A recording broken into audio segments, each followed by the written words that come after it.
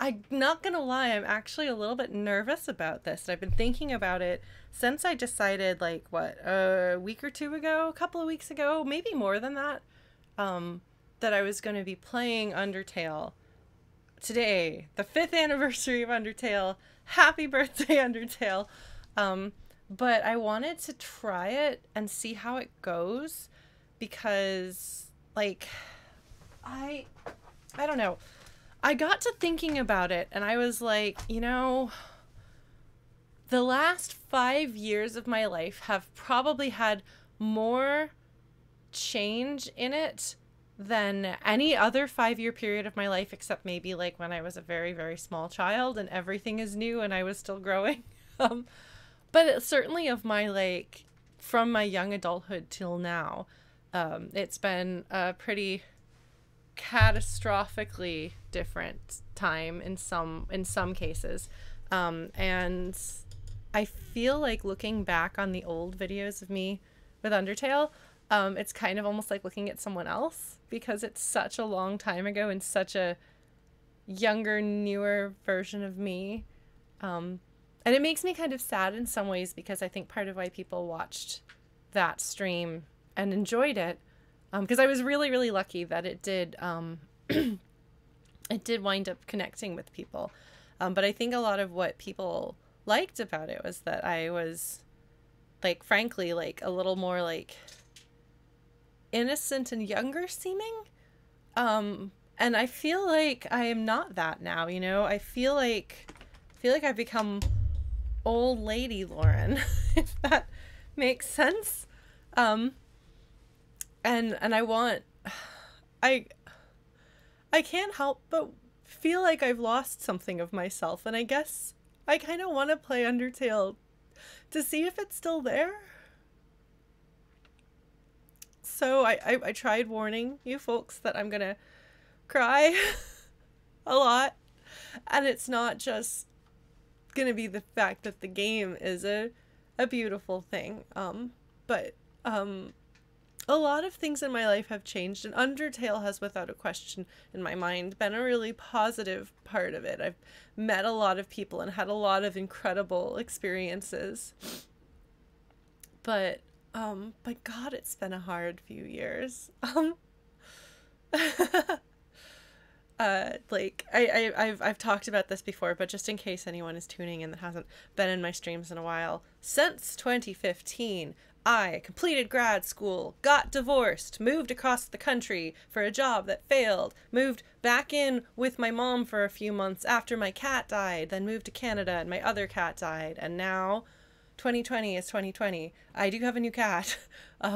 But it's been a year that's been marked, or a 5-year period of my life that's, I mean, like divorce, moving to a different country, like the cats who were like my children died. Like, it's just been the kind of thing that changes a person. And I don't know, like, I don't know. Undertale has been this like special treasured thing for me. And I've been able to celebrate that in lots of ways, being involved with like musical covers of it and things like that, being part of Materia Collective now, and like, for example, I got to come up with Materia's like giveaway today and wrote all the copy for it and stuff because that's my job now. So there's been some really cool stuff too, but I don't know. I don't know who I am right now. And I feel like Undertale... Can you see it? Why isn't it working? Hold on. Why is that? No, hold on. You can't see it. Hold on. Hold on. Okay, here's the technical difficulties, folks. I can't see what's going on the screen either. So let me... properties? Is it this one? Properties. No? Yes? No? No? No? Where is it? Hold on. Why is it doing this? No, we're gonna turn that off. Window capture? Where is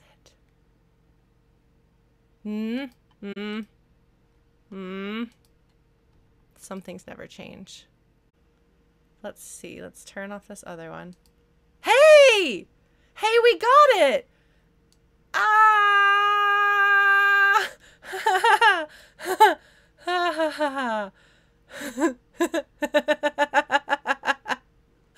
Well, it looks like Flowey has something to say. Oh my goodness. Ah!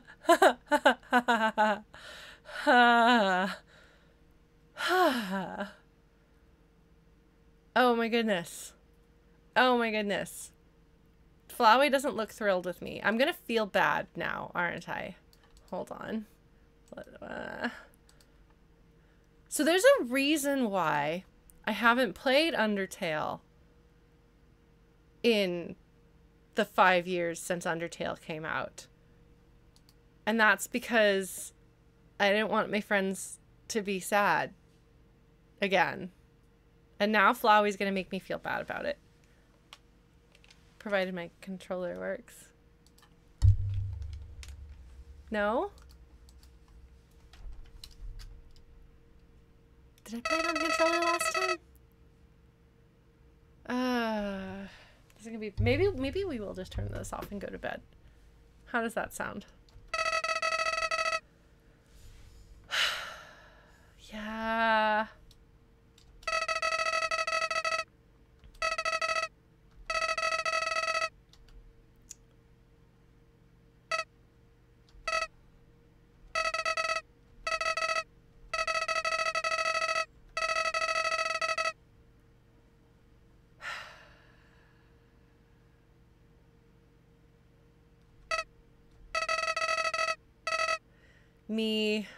Me, I know.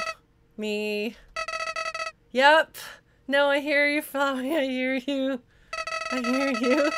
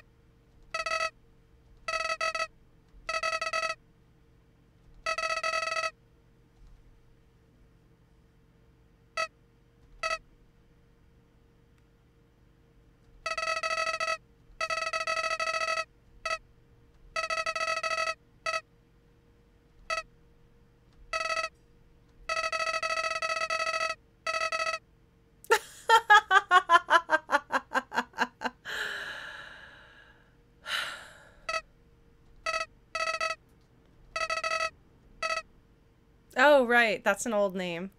That is who was playing this game before. I want to change my name. Can I change my name? Am I allowed to do that? Okay. Thank you.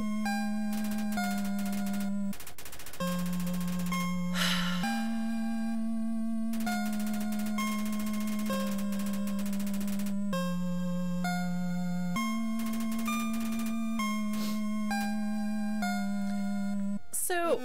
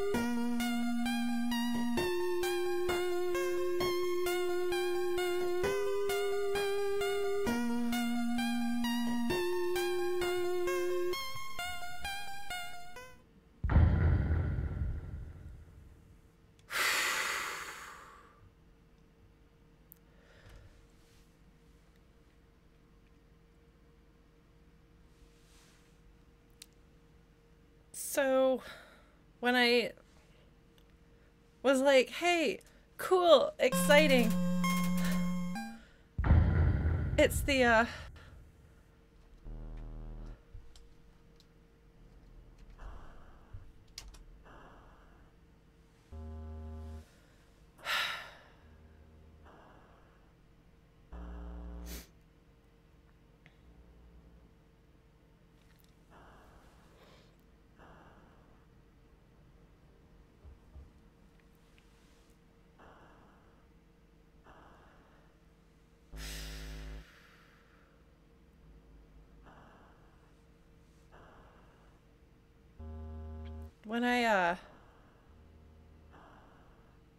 when I said I was just gonna, I was like, oh, what a great idea. I'll return to Undertale. That'll be really fun.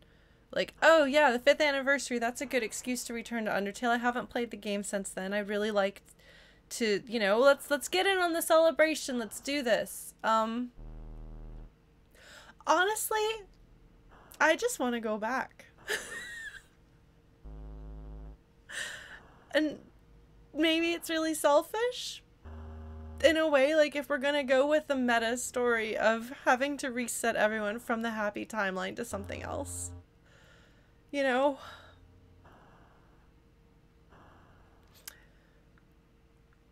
So in the book The Never-Ending Story, the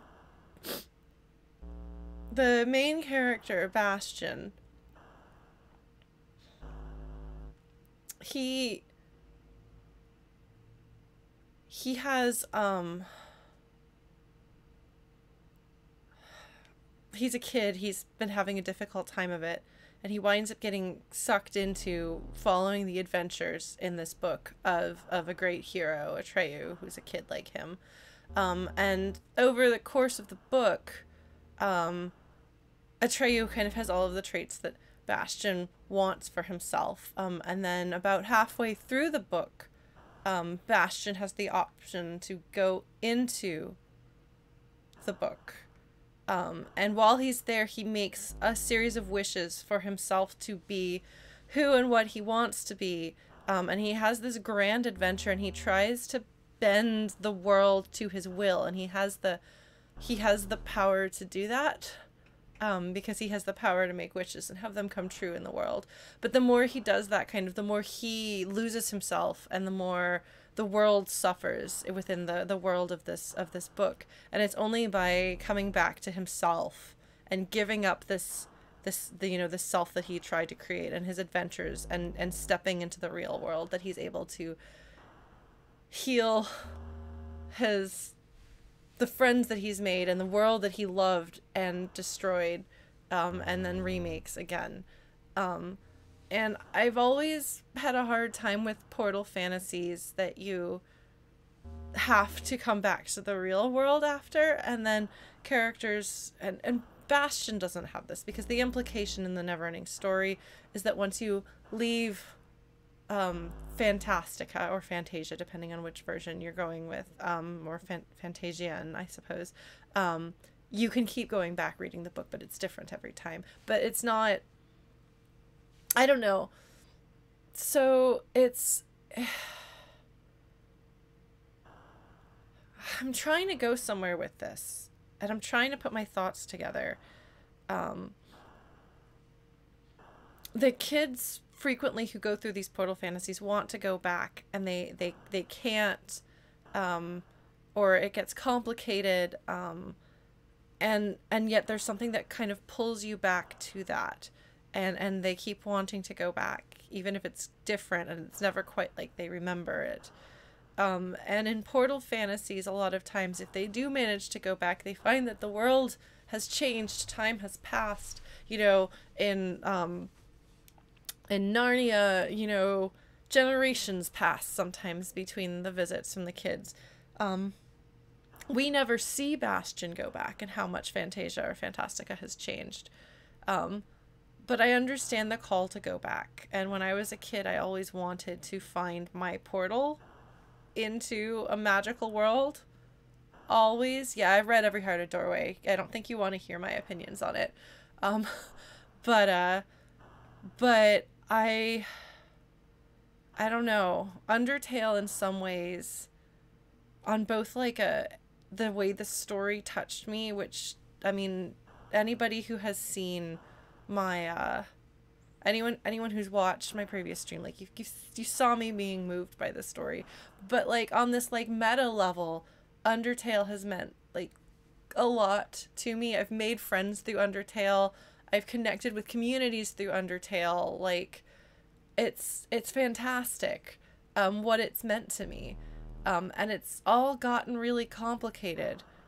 So it's not just like even when I was playing it, it wasn't just like booting up a game. It was like these are like my friends. Like this has an element of I'm choosing to imbue it with an element of realism because it has that importance to me.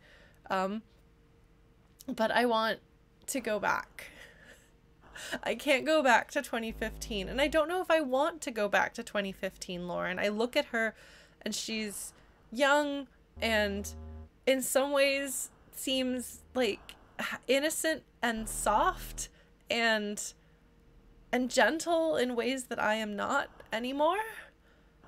And those have been costs in some ways for being stronger, and not like in a like I must become tough to become strong sort of way, but like literally I am a stronger, more resilient person than I was 5 years ago. But along the way, not everybody becoming stronger and more resilient has to give up their softness and their kindness and their gentleness. But for me personally, there was a lot of pain involved in that process. And pain often toughens you somewhat. So for me, there's that. And I want to know if that part of me is gone, you know? I want to know if that's still there. So, oh, right. So do you have to set up the controller? Did I do this not on the controller before? I guess I might not have. I don't even know. It's been years and my memory is so bad these days. Ever since I was a teenager, I have had this significant worry that I have lost myself. And through every phase of my life, I worry that I've lost myself more and more. So there's nothing new about me having this stress and sadness about it. But it's still there.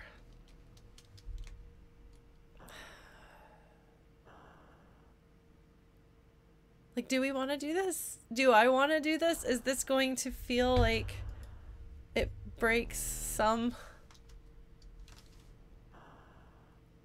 part of me to do it? Is it too selfish to want to go back? Hi, Julie. I think it might be a little selfish, but maybe that's part of the story for me. That... Hey, Adrian, welcome.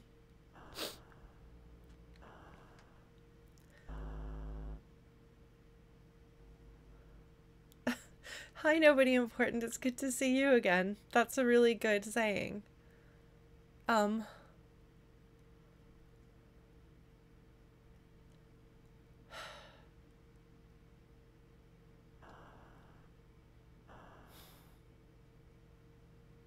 Because it's obviously like, I'm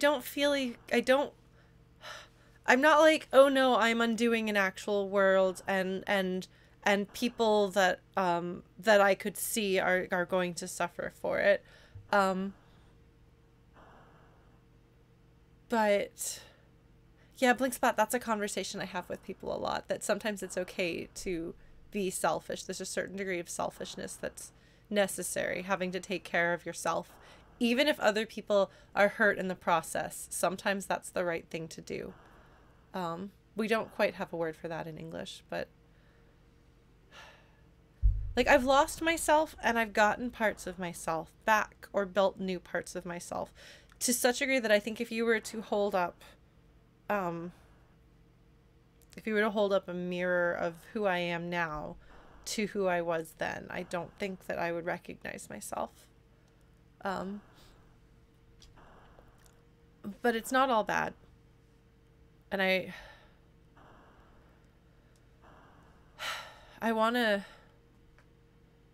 guess I want to do this. Let's cry a lot and visit some friends. This isn't even my own save. Like, this is the save that we are overwriting is one that is associated with something in my life that I'd rather not dwell on. So maybe in a way I'm going to overwrite part of the past few years with where I am now and what I need right now. So, no, Adrian, this is not my first time playing Undertale. I'm returning to it after 5 years. I played it, yeah. So we're gonna give it another try. I'm gonna do this. Even Flowey asking you. I'm gonna do it. Because, in a way, this is kind of... I guess in a way this is me reclaiming something that's important to me. In the face of everything that's happened in the past 5 years, all of the things that have been hurt, or that have hurt me, all of the relationships that are gone, and the ones that I loved that are gone forever, and the ones that I said goodbye to because I chose to,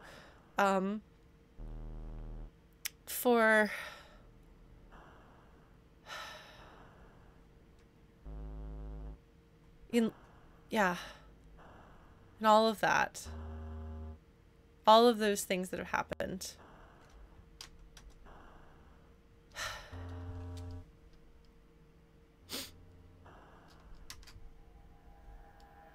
Let's do this.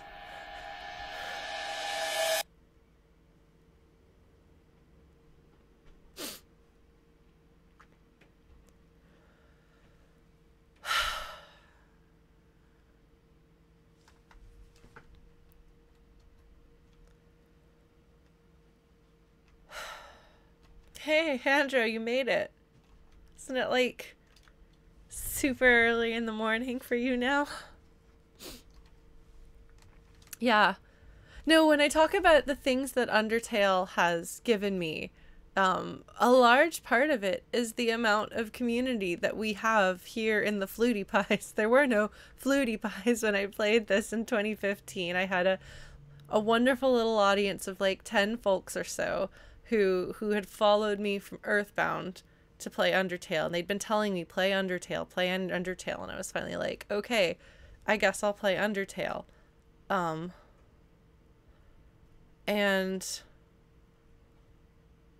I don't know, it managed to connect with a lot of people during a brief period of time that I wasn't able to stream before I beat the game. And so after that, I wound up with more people watching me, and eventually, you know, we made a Discord server for the Flutie Pies. They named themselves the Flutie Pies. Now we hang out and talk about stuff, and it's fun because there's people in the community who don't even really watch me stream anymore, but the community is there, and that's really important. And it makes me really happy. So it's really, it is interesting, isn't it, to think about this? Like, part of me is like, I could put this up on YouTube and new people might find it and be really confused. But actually, no, this isn't about people. Sorry if there's if I do put this up on YouTube, which I'm not sure I will, but if I do, sorry, YouTube. New people who don't know who I am, like, you know, I love you too, but this is for all those names of the people down below here, the people that I am talking to that have been with me for, in some cases, 5 years. Chrono, been there since like second stream ever. And like the rest of you folks, like, yeah, a lot of you are here because of Undertale. Yeah. And we've had a Flutie Pies meetup where, like, I think 12 or 13 of us all met up in Chicago, stayed in an Airbnb, had some adventures, played mini golf, which is funny because that was a joke from when I played Final Fantasy X on stream. Yeah. Yeah, yeah. And Chrono saw my band in concert. Some of you folks we've hung out at MagFest. They did, Zidar. Yeah. So there's all these good times and these good people and these good connections. But see, Axel, I actually knew you before I started streaming though. We were like MagFest Twitter friends. So oh, Julie, thank you. Yeah, so it's interesting like how much of that has come from this. Yeah, meetups are probably not going to happen anytime soon, but when meetups can happen again, maybe we'll do another one. Lost Wanderer, thank you so much. Oh, thank you. Bacon Fork. Oh, you saw me at PAX with my band. God, I miss my band. I miss them very much. I'm hoping that I will be able to see them next year at some point. Yeah. Hey, you never know, though. Maybe the next Flutie Pies hangout will be on the West Coast. Maybe it'll be in Canada. Who knows? No, Lost Wanderer, it didn't. It looks like it got cut off. Maybe the Twitch powers that be decided that you were saying too much and they got jealous. There we go. No, it's okay to be long-winded. Look, okay, if there's anyone in the world who is not going to judge you for being long-winded, it's this one. This one right here. Actually, you know what I'm going to do? I'm going to put on socks because when I get a little anxious, oh my god, I'm just like dropping everything here. I tend to start mauling my feet and nobody wants that. So I'm going to put on socks.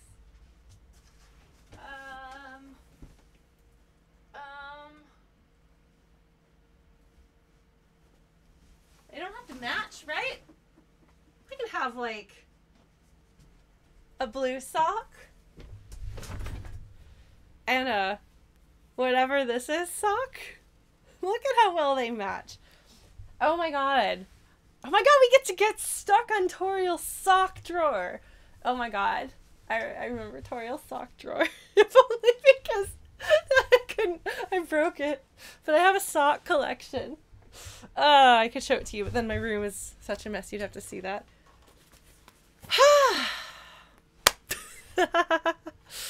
Man, I wanna be able to hold on.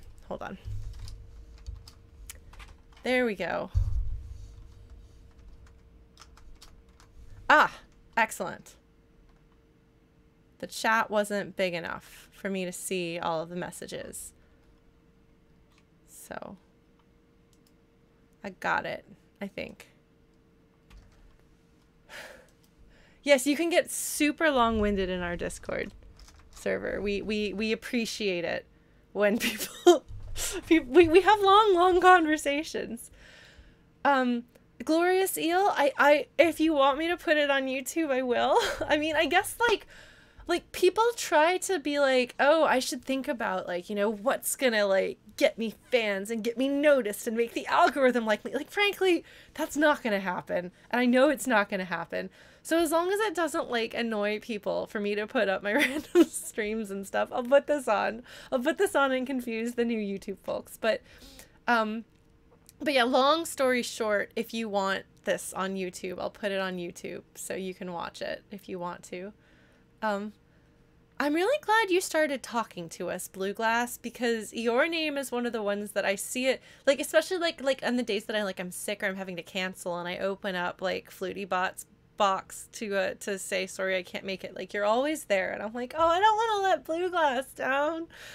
So thank you for not being too shy to talk eventually. I really appreciate it. So yeah. But yeah, you can also lurk. We have people who apparently lurk and read every day on the Discord but don't post, and that's totally fine. And Blues does.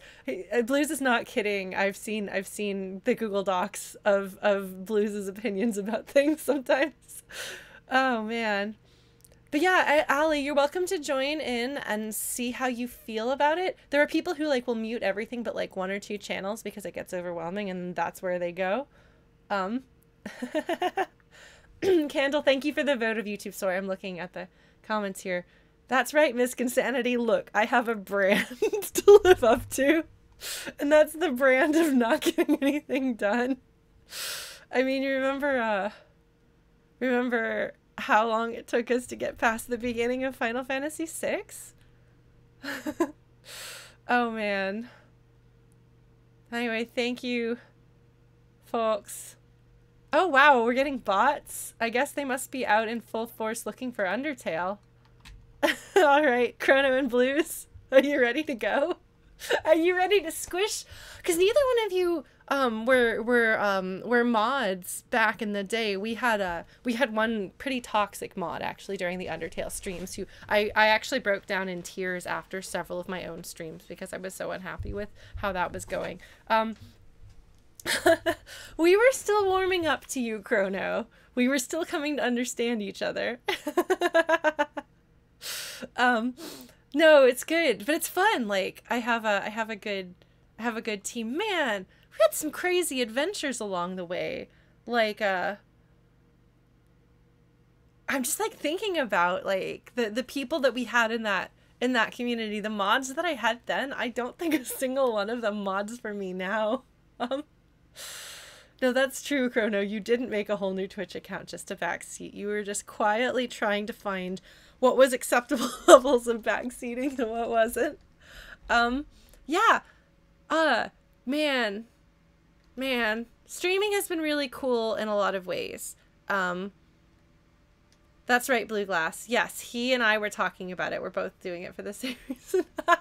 No, it is really funny, Blinkspat. And we say this with massive love in our hearts, Chrono. But I would get comments on YouTube where people would be like, that Chrono guy, he keeps doing it. And I'm like, no, it's fine. It's fine. And I just love the thought of somebody popping in now and seeing Chrono with the, like, I have been knighted to be a mod sword by his name. And they're like, oh, it's like, yes, character development. Yeah. It says character development, indeed. Well... Oh man, yeah. And I've never been too proud to work through my issues on stream. Let us not forget when I played through Metal Gear Solid 1 to overcome the experience of trauma and abuse when I was in high school. So, what's a little bit of like crying about this video game and returning to it? We're gonna do that. Yeah, no, Chrono is great. Chrono is that character who, like, he's kind of, like, more in the background at the beginning, and everyone's like, who's that guy? But then, like, by, like, a couple of seasons in, everyone's like, if anybody hurts Chrono, so help me. Congratulations, Chrono. You have a story arc. Like, on my Final Fantasy X streams, this is not about Chrono, sorry, Chrono, people like to complain about how I'm so mean to Auron for the first while. And so at one point, like, I responded to a comment on YouTube where I was like, don't worry. Like, I warm up to him and stuff. And someone's like, don't spoil it, Lauren. And I was like, oh, don't spoil my own streams. Okay. Yeah. So we have our own character development and spoilers and stories and I don't even know, folks. But we're here, and I have talked for like half an hour because we had technical difficulties, so you can't blame me for some of the delay. It was not my fault. Yeah, we're here, full circle. This is not the game that started it all, because the game that started it all was Earthbound, which I was demonstrating to someone that I have gotten into Hobonichi, the Techo life books. Because I got mine for this year, or for next year, that arrived. So I think it's safe to say I like Earthbound, guys. I like Earthbound. I like Undertale. Nah. Oh, you know what? Hold on. Hold on. No, we're gonna do something else. Do you folks mind if I just kind of do random babbling about stuff? Because nobody's here to have a new and novel experience with this game that I've never seen before this time around. So. Oh. No. Okay.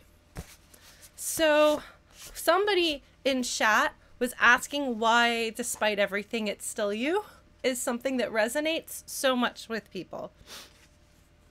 This card I have had in my life since before websites were posted on things. I've probably had this card in my life for 20 years. This is a greeting card. I used to hand it back and forth with my best friend at the time. I'm going to read it to you right now. You say that your sky has been changing lately, that you're tired and broken, that the answers you thought you'd found don't seem to work right anymore. We've been down these sad roads 100 times before, sat quietly on lonely hillsides, cried with forgotten songs on the radio. Always it was our belief in other days that got us through. I remember planting dreams with you, chasing wishes, watching flowers, but what I remember best is how you always made me laugh even when the world around us was falling apart. All these years, walking the solitary paths where I found and lost myself 1,000 times, I never felt alone because you were in my memory. You were there, and I will always stand by you. Go outside now and walk away. Find one of those roads again somewhere in the quiet shade of gentle trees. Take this card and hug your shadow and love yourself and remember these things. There is nothing in the world worth giving up for what you've already achieved. You will always be a fighter and a dreamer. Now more than ever, you've got to look deep within your heart and believe. For 20 years, I've held on to a greeting card that I probably got at the Hallmark store or something like that, because the message in it was so important to me, and I found it at a time when I desperately needed it, because I was the kind of emotionally unsettled teenager who needed something like this as a teenager. And that's a message that resonates, and despite everything, it's still you is kind of like that. You lose yourself, and you don't know if you'll ever find yourself again, and you don't know if you know, as the world has changed you, as you've hurt, as you've lost things, and as you've made decisions that you've regretted, as you've made mistakes, as you've lost friends and had people tell you that they think you're an awful, horrible person, and had people fall in love with you and you've broken their hearts and you've had your heart broken, as all of that happens to you and changes who you are, you start wondering, am I still the person that I was? Are the things about me that I used to value still there? And it's I think a common fear, and that's part of why I've been scared to return to this game, because I'm scared the answer is no. I'm not the same person that I was, and it's true, I'm not the same person, but I am the same person, you know. Underneath that, here I'm going to show you some of the cool things that people have given me over the years. Here is oh, she's covered in fluff. Here is Toriel playing flute that somebody made for me. I have a Perler Sands that somebody gave me randomly at a convention. Flutorial. I should make a series of instructional flute videos and call them the Flutorials. I have one of the Flutie Pies anonymously sent me their copy of Majora's Mask by way of one of our former mods. And they sent a really beautiful letter saying why it was important and why they wanted to send it to me.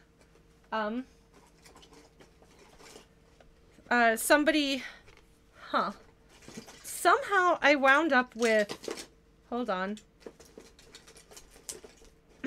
not one, but two different Paula Perlers that were given to me, and a lock. No, it's not the copy I played. I emulated it because it was easier. Oh, and some friends got me a Starman. Like, I hang on to these things. Someday I'd like to be able to display them somewhere.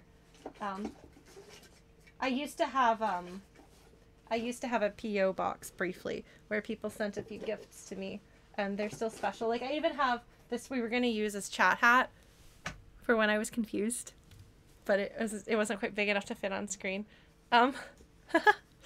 Yeah, so, like, it's cool stuff.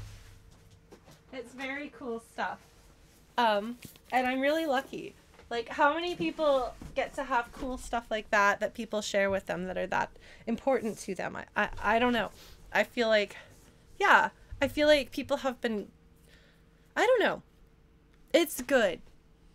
It's good. They're good things. Yeah. No, like, I mean, like, not to get all hashtag blessed in here. But in a way, like, also, hi, Cassandra. In a way, like, yes, actually, I have been feeling that way. Cistern, you're here. Hello. Look at all these, like, some of these are, like, names that like, we've had around for a long time. Yeah. Yes, I have a habit of cosplaying as in short dresses versions of characters from games that I have played on stream. Honestly, Disciplined Daddy, I don't know if I'm gonna play all the way through it. But I'm gonna cry maybe more than I did last time around. I'm not, I know this is a huge surprise. I am not going to kill anybody. It is not on my list of things I want to do in this game. So I know that spoiler, I'm not killing people. People kept asking me again and again and again, are you going to do it? And I'm like, okay, 2 reasons why. 1, I don't even kill the hollows that don't attack you in Dark Souls. I don't want to do that. No. Also, do you know how hard that is, apparently? I have a hard time sticking with things in games that are hard unless I'm, like, really motivated. And frankly, I don't think I could be motivated enough to do that. So I'm not going to. Oh, but we might get to see if I've gotten better at video games. I have beaten Dark Souls, folks, on stream. I beat Dark Souls. And I didn't cheat. And Antroid only took out 1 boss in a single hit as a summoned help. Yeah. So I beat Dark Souls, and so I can do things that are difficult. So maybe I won't die as much in this game. Or maybe I will. Who knows? Yeah. I don't think I'm going to be able to hurt Toriel. But unfortunately, I don't have to hurt Toriel. It's the Delta rune, which we now know more about and have more associations with it. I might try, Andrew. I might try. How many hours in my life have I listened to this music? How many songs from this game have I played on my flute over the years? What percentage of the soundtrack have I played on flute? A significant percentage, I'll tell you what.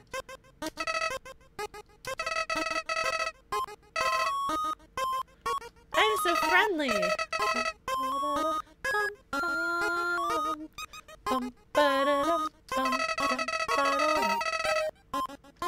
This is actually really delightful, because Someone Ought To is an incredibly, like, loaded phrase that can mean 2 wildly different things, but it's very strong in both ways. Hold on, I've got to turn down the music in my ears. It's a little bit loud. I can't hear myself talk. And I gotta be able to hear myself talk. No, but like, somebody ought to take care of this. Somebody ought to save the day. Somebody ought to save the world. Like very, very earnest. And so when you first encounter this, you think that Flowey is saying this, like, someone ought to teach you these things so you know how it works. But it's also, someone ought to show you what's up. Someone ought to teach you a lesson. Which is, I think, more what's actually happening here. But isn't that fascinating, having now played through the game and understanding, and yes, this song is intentionally obnoxious, like, recontextualizing this dialogue, it works so well, because it totally can put you, like, at ease, like, oh, he's gonna help me out, instead of, like, oh, I should be scared. Whereas if someone's like, if he was, like, someone ought to teach you a lesson. It's not what you think this is gonna be with, like, a cute little happy doop, doop, doop, doop. Little old me, you have to do. And he's got such, like, an archaic is too old, but he's got, like, an outdated way of saying, like, golly gee, mister. And so it puts you at ease, you know? And yes, his name is Flowey the Flower. And so you're kind of like, okay, we've got this, like, 50s children's television thing going on. Torgor. Probably Chrono.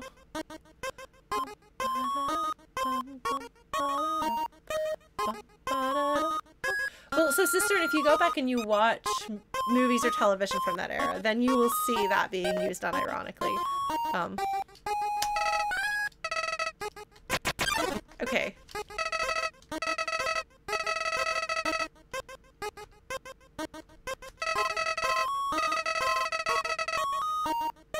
Levels of violence. Now I know what that means.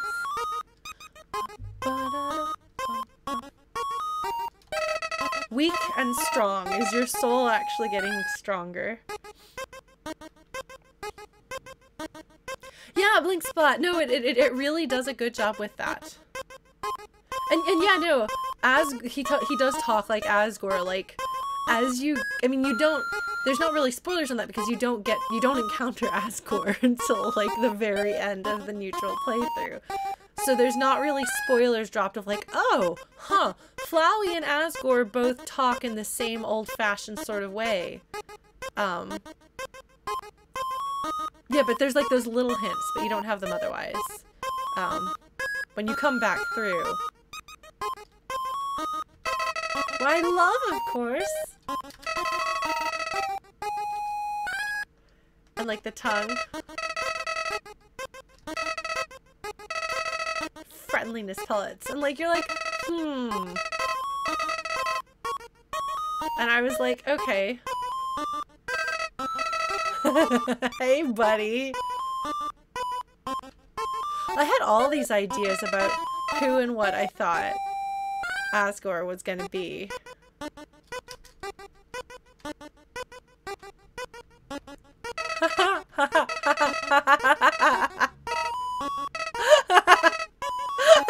To the bullets. I mean, friendliest pellets. It changed the text. That's amazing.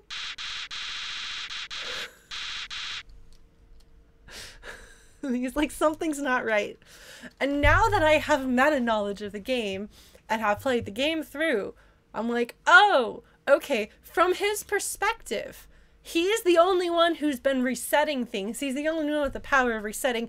Here comes this other creature, and he's like doing his whole thing, and then he's like, wait a second, you have meta knowledge. Oh. And it's this great moment. That's so interesting. And then, of course, he takes it to the worst possible place, because when you're in a bad frame of mind... I mean, this goes beyond being in a bad frame of mind, really. No?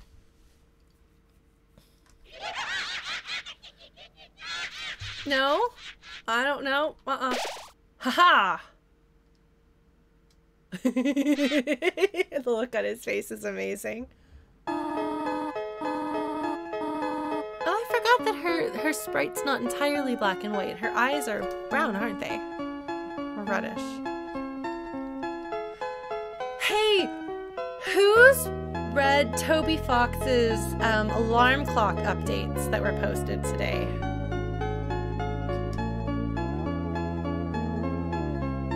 I guess I just assumed he was referencing the meta-knowledge.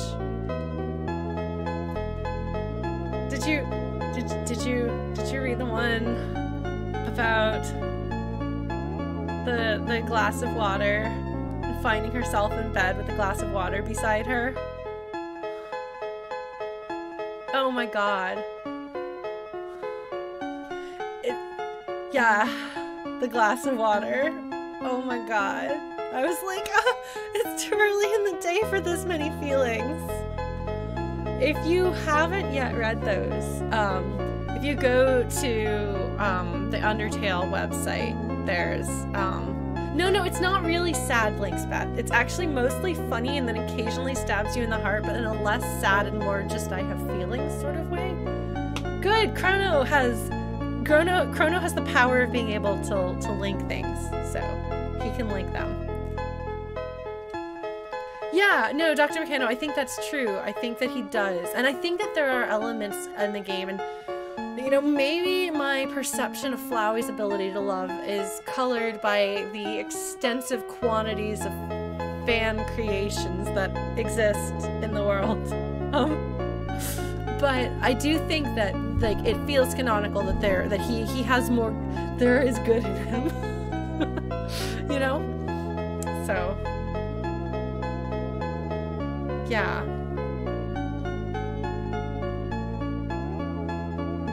Yeah. Yeah, no, the way that Flowey approaches the intro monologue that we encountered here is really yeah, well, you have to realize, like, Toby Fox was pretty young when he was working on Undertale. Like, I mean, he worked on it for a while, but he was pretty young when it came out, so he was young when he started it, which means the other things he'd made, which, like, they have their share of edgelord weirdness now from when he was a teenager. I now know a little tiny bit about Homestuck and his involvement with music for Homestuck, enough to know that, like, oh yes, he is he was very young and a teenager at the time. So you do have to put that into perspective. So honestly, like, I feel like the amount of sorry, Tori, I'll get to you in a moment, honey. The amount of understanding of human nature and human relationships, and, like, yes, haha, monsters, they're not actually humans, Lauren. Humans are a different thing in this world. But you know what I mean? Oh no, we're getting raided! Hi! I'm sorry, this is not a blind stream if you're wanting a blind stream, so I... Oh my goodness. Thank you so much. Who is raiding us? My goodness, friends. That's a lot. Wow. Oh, 8-Bit Drummer. Oh, it's one of the music pals. Hi, 8-Bit Drummer friends. I hope you folks are doing all right. All right. Well, welcome. I will give you the context of what's going on here. So I played Undertale 5 years ago, not when it was immediately out, but, like, I think I started it in November and it came out in... Oh my gosh, thank you, folks! So I played it in 2015, and it was really, really important to me on a number of levels, and so here we are 5 years later on the anniversary of Undertale, and so we're walking through it. And so a lot of the people, thank you for coming by.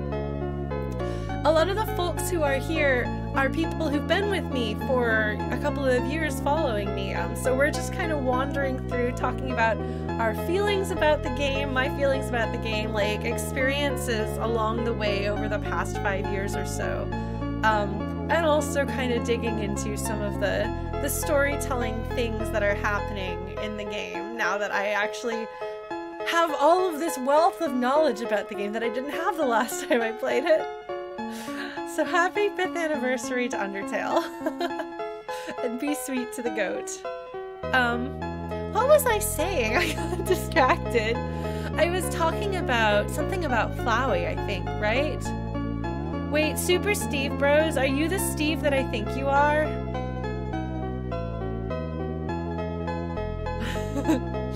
I do have a blind playthrough. It's a few years old, but I do have it.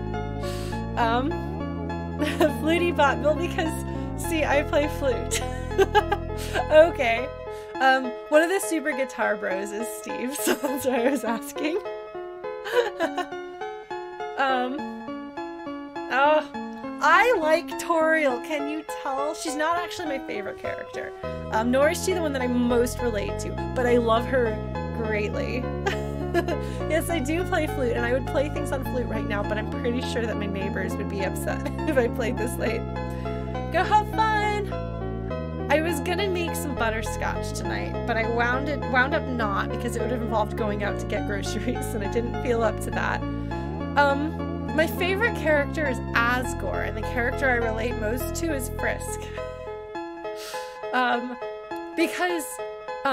Because I like characters who have a lot of moral complexity, and so I really love the fact that Asgore has this really well-rounded character development, that he is a good person doing bad things for a good reason and has lost himself in it, and that conflict makes him so interesting.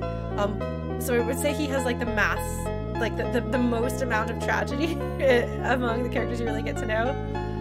Oh my goodness, that's awesome. Yeah, if you guys haven't watched the 8-Bit Drummer, he is phenomenal and drums video game music, as you might be able to tell from that name.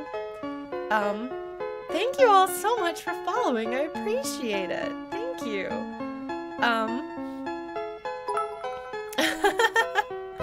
And for bits and things like that too, thank you. Yeah, well, Asgore, by the time you encounter him, you've gotten to know, like, he's gotten built up. He is doing bad things with good intentions. Because one of the things that I think is super, super important to realize is that Toriel's not right either. Living in the underground is unsustainable. Are you serious, Chrono? I think that might even outdo the number of people we had watching my finale streams the first time around. Well, thank you, 8-Bit Drummer, if you're still there, and thank you to 8-Bit Drummer's friends for joining us.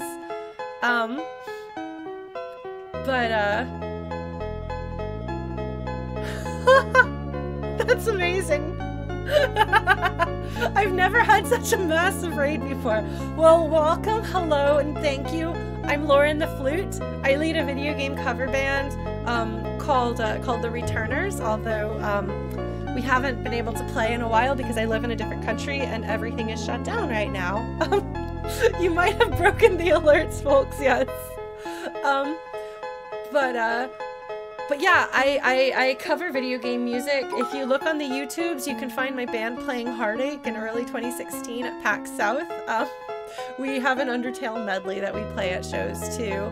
And then I've done a number of covers on my own and through Materia Collective, which I am involved with now. They're actually my day job in addition to being a community that I volunteered with for a few years. So, oh my gosh, these two discordant things, because yes, my subscribers, my subscriber sound is me playing his theme. Oh my goodness. Interesting, Allie. Well, maybe if I get to the game you're talking about. Blitz, Ms. Blitz, I will be crying. You can be sure I will be. Thank you. I do cry a lot, I will warn you. I cried before we even started up the game, because I was reflecting on how much in my life has changed over the past 5 years. And and how much I've got wrapped up in this game and the experience of this game and its music. But yeah, so Asgore's kind of stuck in a really bad, he's in a bad position because the people in the underground, like, they kind of can't take it anymore. And so Toriel's idea, oh, thank you, it's RDZ. Thank you. I'm glad you're here.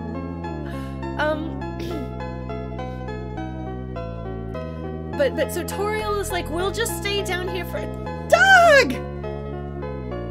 Doug! Speaking of friends and Undertale and people who I have made friends with, partly because of Undertale, Drum Ultima is one of my pals who has one of the best arrangements of any video game song ever. And it's his Undertale variations for marimba, right? That's the right instrument. Anyway, he's amazing. And every time I hear him play it, I cry. So there you go, Doug. You make me cry in a good way. No, Anyway, everyone needs to follow Doug so they can join his Marimba Mondays. And do you play enough instruments to have a different instrument for every day of the week? I bet you do. But yeah, so something that I think is very easy for people to overlook is to be like, Toriel, the pacifist approach that Toriel is taking is the right answer, but somebody pays the price, which is all of the people who are stuck in the underground, all of the monsters. Like, you can see as you go through just what toll it's taking on them. And so Asgore is trying very hard to be a king to his people, and maybe he probably should have been king in an era where everything was like relatively okay. He'd probably be a good king at, like, you know, helping his people make decisions of like, oh yes, like, you know, the crops, oh yes, law, like yeah, he could probably do that just fine. Like, ah, yes, we should delegate this amount of our, you know, this amount of our budget should go towards libraries. Like, Asgore would probably be good for that. But I don't think he's equipped for this sort of thing. But he's still trying really hard because he's in a really bad way. And so I'm not in any way saying that what he does is the right thing at all. I think it's very much not the right thing to do. But up until you come through and provide kind of like a Deus Ex Machina like alternative, there is no good answer. And he's trying to do the best he can. And Toriel is trying to do the best she can.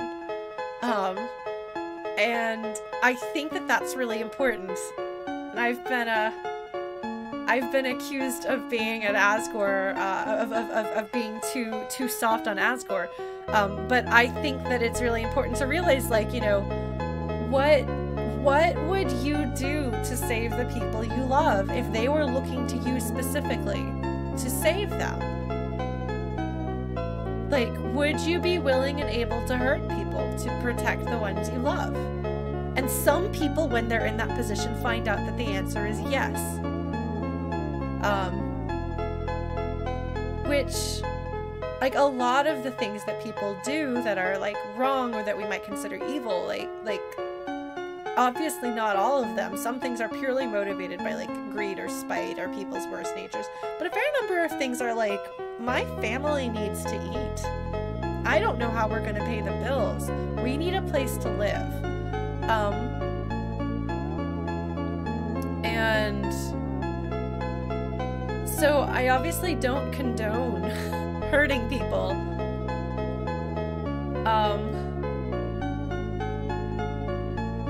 But I think that it's important to recognize why people do the things that they do.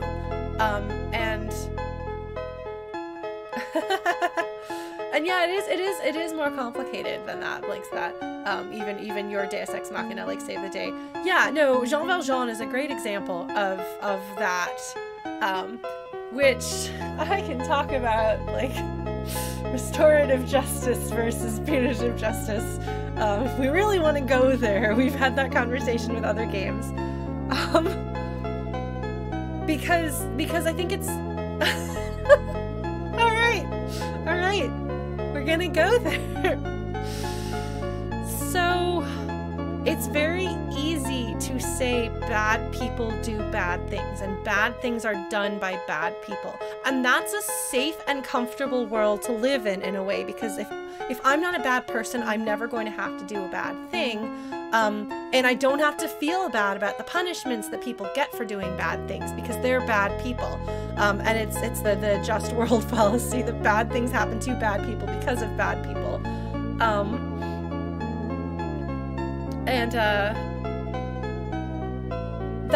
That's all fine and good when you're like young and looking at like superheroes versus supervillains, although yes, even superhero and supervillain stories have more nuance. Like, we can talk about the movie Black Panther, which I think does an excellent job with that. Which is another example of like, I get why you're doing it, but maybe the thing you're doing isn't the right thing to be doing. Which is, I think, far more interesting for a villain than I'm bad, because I'm bad and I'm mad. But if you really, like, if your focus is on actual justice and things actually being better, I think, and you want to be a good person who is, like, compassionate and promotes goodness in the world, I think it is absolutely imperative that you understand that a lot of what people do that is bad comes from some reason. Like, people make decisions for reasons, and a lot of times that's fear and desperation. And so if you avoid putting people in that kind of desperate situation, that's one of the best ways to prevent the bad stuff from happening. You can't make someone, like, if somebody's child is starving and so they steal a loaf of bread, let's go with Jean Valjean, and they steal a loaf of bread so that the child they love won't die. Punishing them more and showing a bigger punishment against them stealing that loaf of bread isn't going to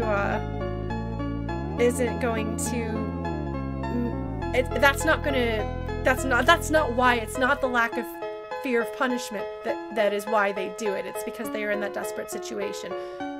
So no matter how big the punishment is, if the kid is still starving, they still want the loaf of bread for the kid.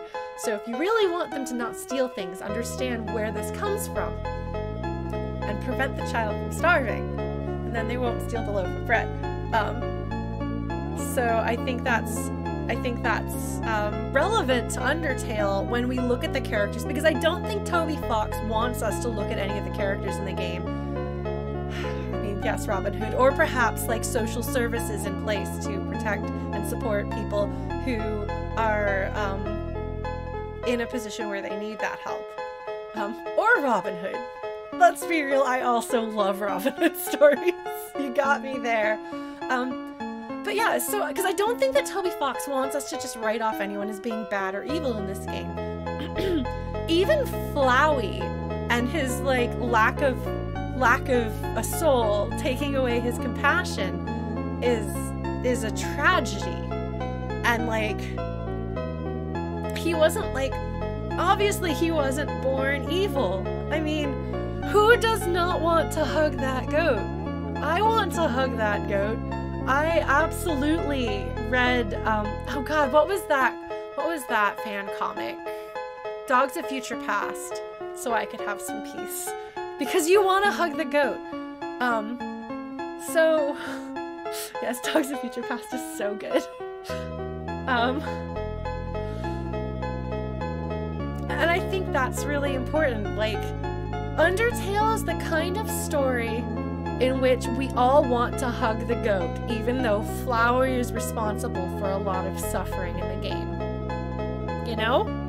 That's the lesson to take away there.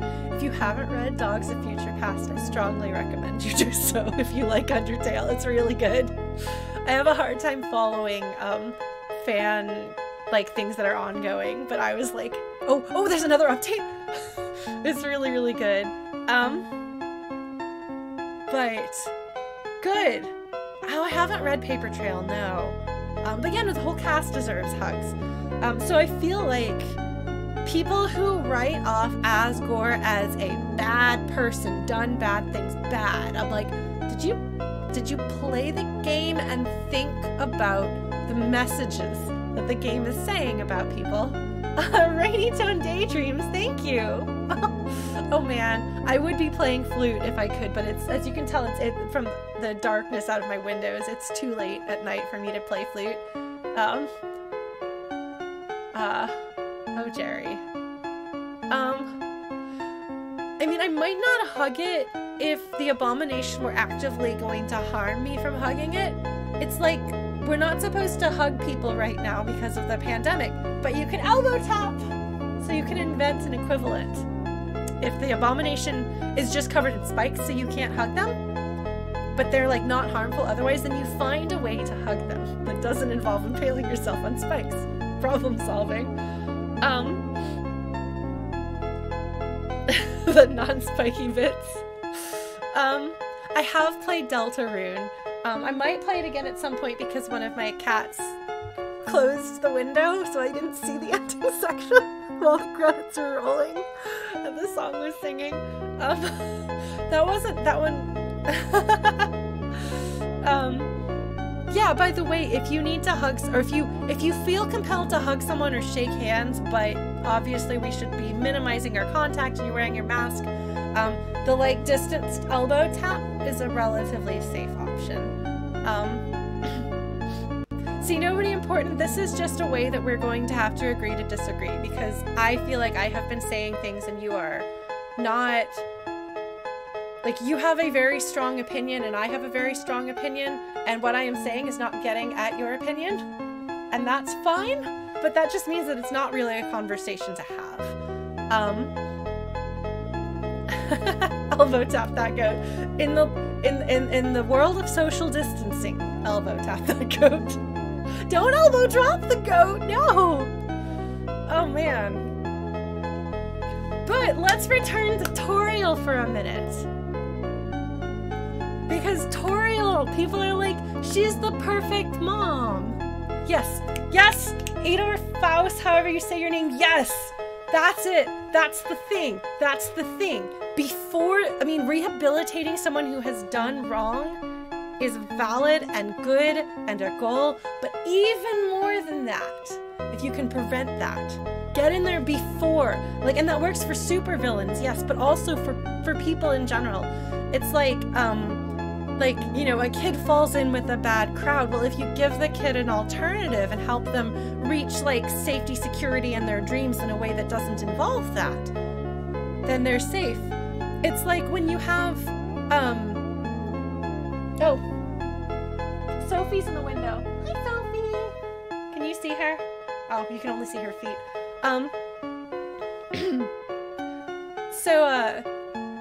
And this is something that I talked about a bit. Okay, I'm gonna dance around this because I don't want to spoil anything about Mother 3 or Earthbound, but I had my opinion about a certain character changed a little bit between Earthbound and Mother 3, because in Earthbound that character is just a child who's the victim of abuse.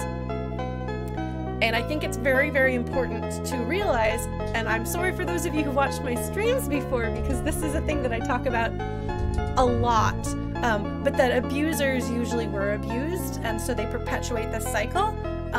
And so if you can find a way to stop the abuse while it's happening before it has a chance to damage that, that child enough, not only do you save them, but you save everyone down the line that they would then go on and hurt. So I'm all about trying to find forgiveness and trying to prevent people from being in that hurt, desperate situation, from being so badly hurt that they grow up to perpetuate and continue the cycle of violence that was against them. Hi, I'm LaurentheFlute. Welcome to my chat, where we talk about things like the cycle of violence and abuse.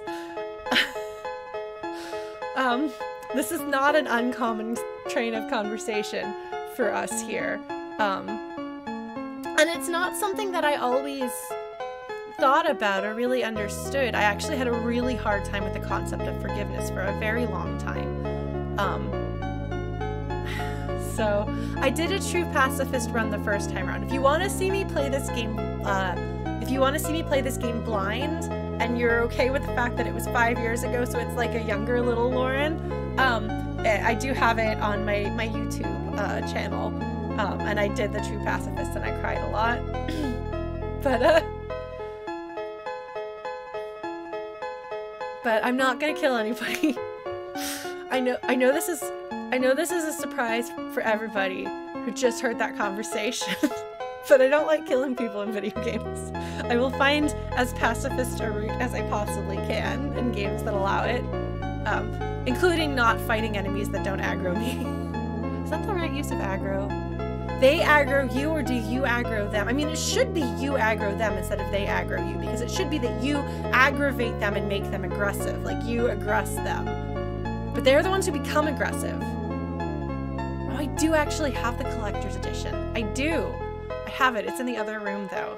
But I do have it, yes. I currently live in Canada. I'm from the US, but I've been living in Canada for almost exactly a year actually, because I'm half Canadian, so I have Canadian citizenship. So I'm here.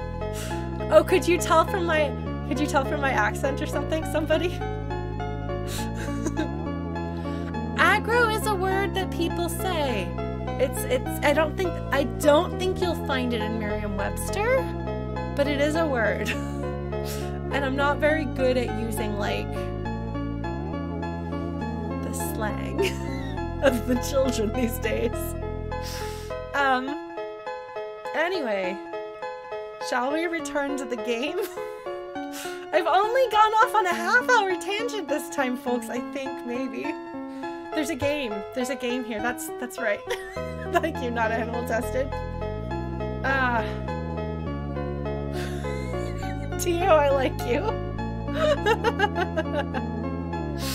Oh man, yeah. Also, I try not to swear on stream. It does happen on occasion. I apologize to anyone who goes from my stream to me on Twitter, because on Twitter I say a lot of swears. I actually do swear a lot in real life, but not on stream. To get aggroed is to be attacked. So they aggro you. You get aggroed by them. That's how the conjugation of that verb goes. Thanks for coming by, Zach. Oh man, I've been to Ottawa. That's true, Toriel did use cursed words. It's like, oh, I did Chrono. I have sworn from time to time on stream. It happens on occasion, but not often. I think it happened once when I was playing through Final Fantasy VI a couple months ago. Oh, did I swear during Moonside too? So one of my friends is a teacher.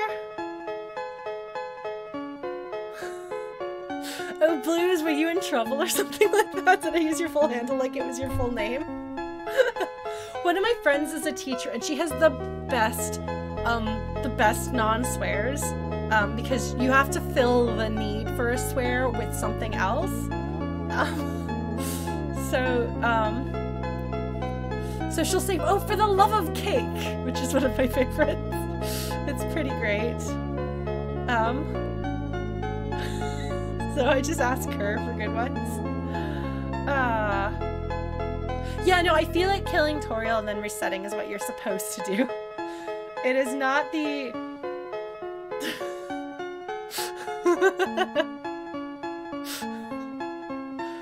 Oh man.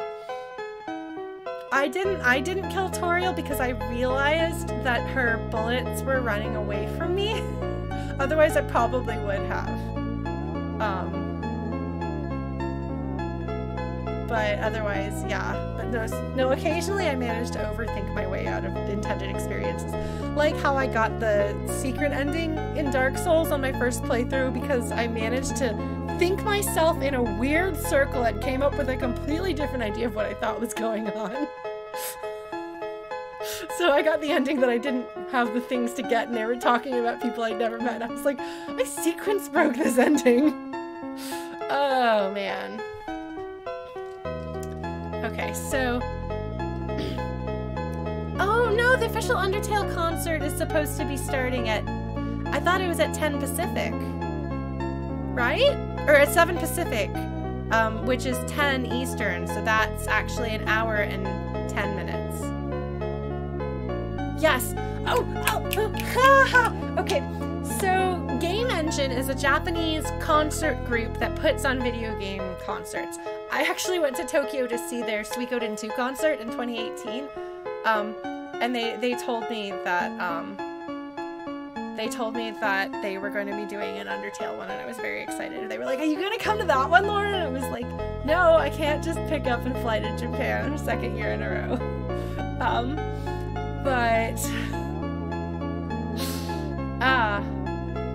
Tano Machines, thank you for coming by. We're finishing up Wander Song, and then we're going to do Final Fantasy VII Remake on Thursdays. And Tuesdays, we've been playing through Suikoden, which is not blind, because I like Suikoden a lot. But we interrupted our Tuesday streams to play Undertale today. Oh, and we have a Discord if you want to hang out with my chill, uncool group of folks.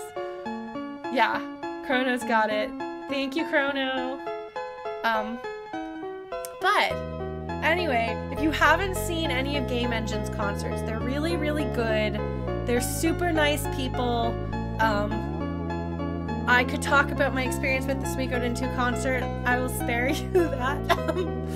But yeah, no, it's gonna be good. There's so many good things. Like, there's a lot of things that are really, really hard in the world right now. So I think we need all of the good things we can get. So enjoy the concerts that make you happy. Enjoy the video games that make you happy. Yes, it's going to be streamed on the official, is it the official Fangamer stream? Or no, the official Undertale channel, right? Because it was actually, the concert was actually in 2019, but they're going to be broadcasting, excuse me, a recording of it. So, I love the music. So if Drum Ultima is still in here, my friend Doug led the led Materia community in an album called Fallen several years ago. That was how many tracks, Doug? Were there 90 tracks on that album? He envisioned it like it was a different disc for each of the souls, and I really was very happy to be part of it. So. Hey T-Griff, thank you for subscribing. By the way, if I missed some, if anybody like subscribed or donated while FlutyBot was overloaded, thank you so much for that. Well, I'm glad that you made it and made it happen and let me be part of it, Doug.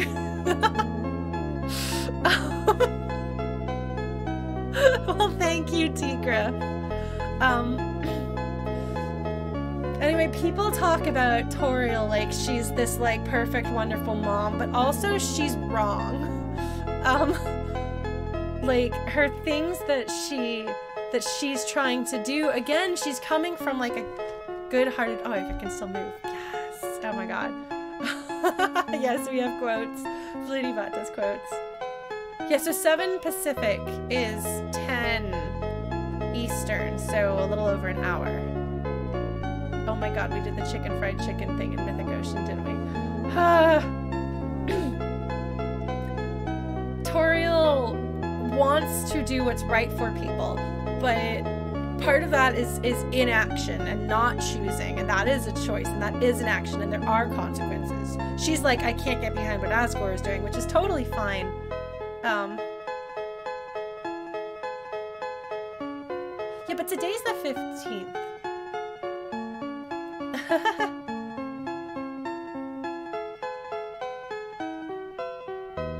Yeah, that's the date! Sorry, Weaponized Soul. I'm delighted. I'm delighted by this realization. But yeah, she is like, well, the people will just deal with it. We'll just deal with it. And as someone who has tried to just deal with it, I'll just suck it up and deal with it, it'll be fine about things. After a while, it's unsustainable. If something is hurting you, you can only like, I'll be fine with it, I'll be fine with it, it's fine for so long before something explodes or you break. I mean, we can watch the concert on stream if you folks want to. This is mostly like, this is not a very serious playthrough, gotta beat this game. Didn't it take me like 20 hours or something to beat the game the first time around? But yeah, the problem will come out of your control. So Toriel she's like, I'll bottle up this concern myself. But she's also kind of asking everyone else to bottle it up and be okay with it too, and they can't be, they're not. And I think that that's something that needs to be acknowledged and recognized, is that living in the underground like they do isn't working for them, and it's not going to work. It's only going to get harder and worse as time goes by. And so there has to be a solution somehow. And there isn't. And I love that Asgore, in hiring his royal scientists to try to find a way, he's trying to make a Deus Ex Machina happen. Because he wants there to be another answer.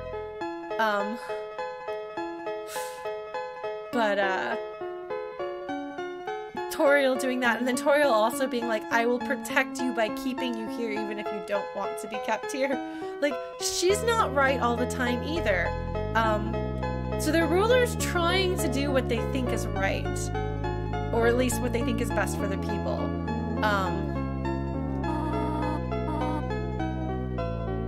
And I think that as much as I love Toriel, I love her, including her flaws. I like characters better that have flaws. How often are names of things colored in this game? I don't remember. So the ruins are red and her name is blue. See, fallen down.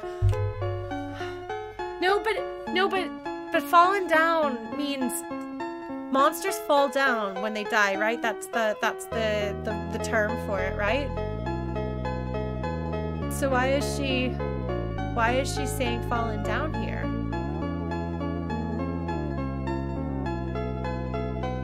I mean, she literally means fallen down the thing.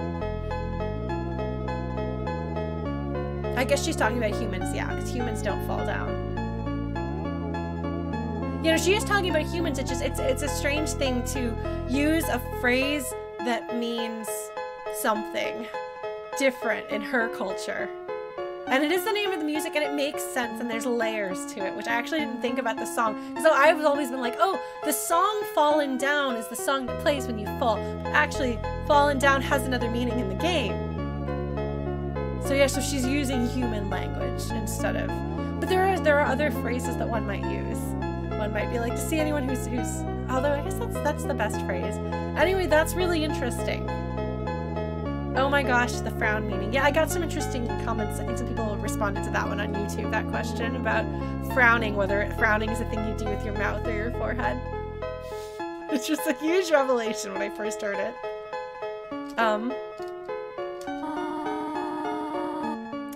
The first human to come here in a long time. Catacombs.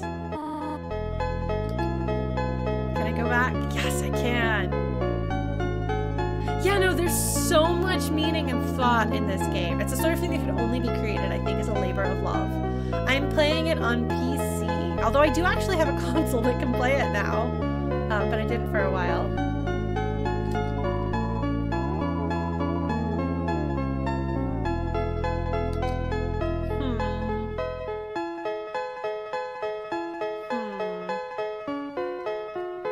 Yeah, the catacombs is an interesting line.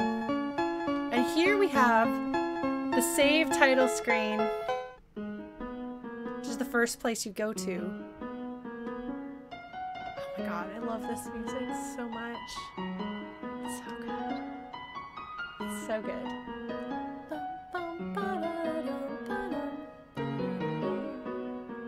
And I know how to play it in a couple of keys on my flute because we play Spear of Justice in my band. We play Heartache, Spear of Justice, and Bone Trestle.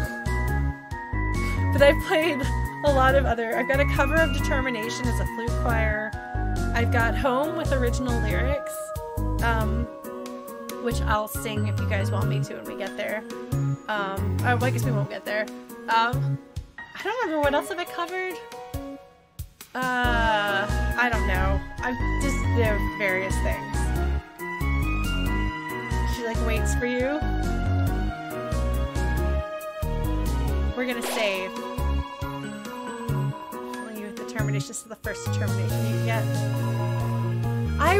So Blue Glass, oh, that's true, Gandalf's cat. I do actually have cat song. Yes, I have cat song. It's dog song, but cats. It was my April Fool's update a couple of years ago.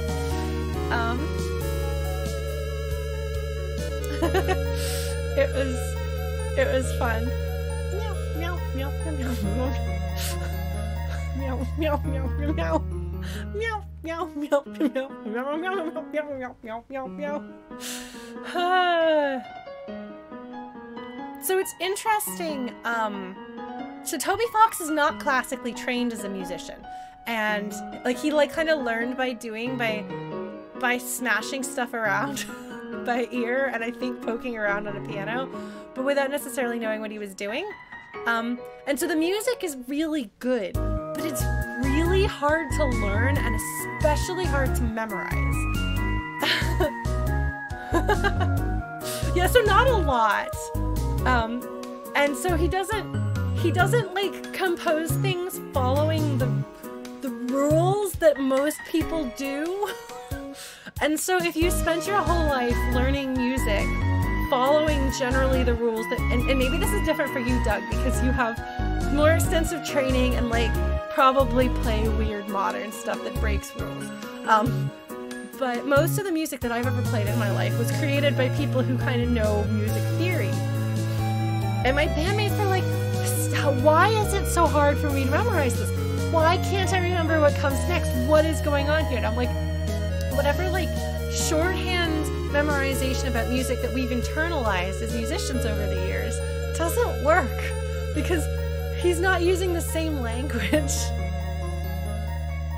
It's not the harmonic tropes, it's the structure of the music. It doesn't follow the structure that I feel in my gut because of playing music that I've studied for years. And like maybe there's jazz stuff there, but for me, like I feel like there's something about the way that the music is structured in Undertale that is different. And it's not like so different that it sounds chaotic or weird. It's just really hard to remember because it doesn't follow the way things usually do. So, but it's such good music. Like the fact that people can like write like basically treatises on the like use of thematic elements in their soundtrack of this.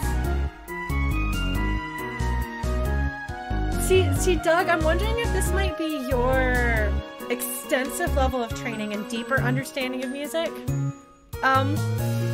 Because like I have music theory through 12th grade, and that is my training. So I'm coming at it with like some, but I haven't yet played like enough like avant-garde or different or jazzy stuff to learn more outside of that. So that's just my experience, and I've spoken to other people who had the same problems trying to memorize Undertale music, and we're like, oh, that makes sense. So maybe I'm just making this up, but it works for me, and it works for other people, and I'm willing to just say that Doug is just a music master. Seriously, if you're not following Drum Ultima yet, I highly recommend you do so, especially if any of you folks are here from watching 8-Bit Drummer and you like video game music. Doug also does some drums, as you might be able to tell from the name Drum Ultima, but I think his most beautiful playing is when he's using his keyboard percussion. Mallet percussion? What's the general family term for that? No, it's not that this is avant-garde, but I think that your exposure to avant-garde music probably means that you don't rely on the same structural norms that I am reliant on, because you have spent more time outside of those spaces, if that makes sense. But also it's just really good music. Yeah, so we can talk about restorative justice, the cycle of violence, and music theory all in one stream within like 40 minutes. Yeah! I haven't even started crying yet because you folks have distracted me. Because I do cry a lot in games, but I also talk a lot. This stream, I'll put this up on YouTube. People have requested it, so I will. Apparently. Anyway, hi YouTube if you made it this far through my rambling. Thank you. Well, Walter, part of the problem is that we had technical difficulties at the beginning of the stream. Oh, man. Oh, no, let's not talk about Hegel. Didn't he wind up being... No, I don't remember what I think of his philosophy, but I don't know if I can separate his philosophy from his historical involvements, shall we say. Anyway. Oh, that's right, you get healed here. Oh, empty. Yes, I completely overrode it. That's okay.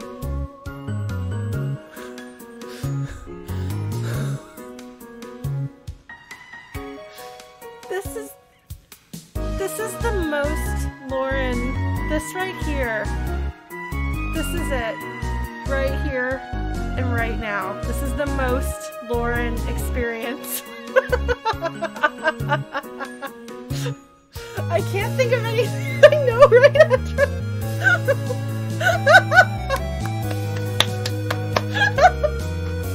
Welcome to LaurentheFlute.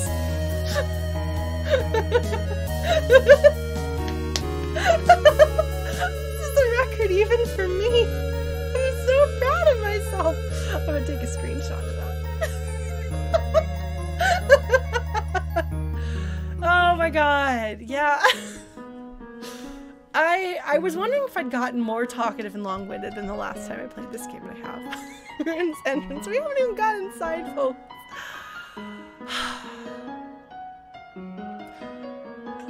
But in a way, I did go AFK. My keyboard was there, and I was not engaging with the keyboard.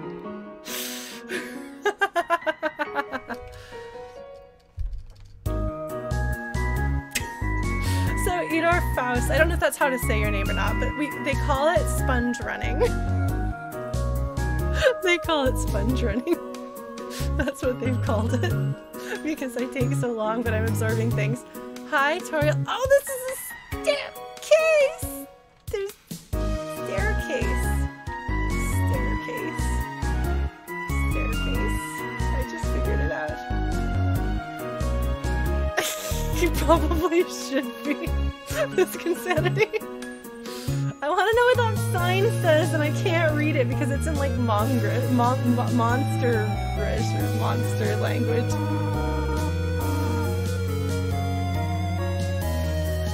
So interesting that they start you off by saying Innocent One, kind of, what's the word? They're like priming you for a more pacifistic direction. Educate you in the operation of the ruins.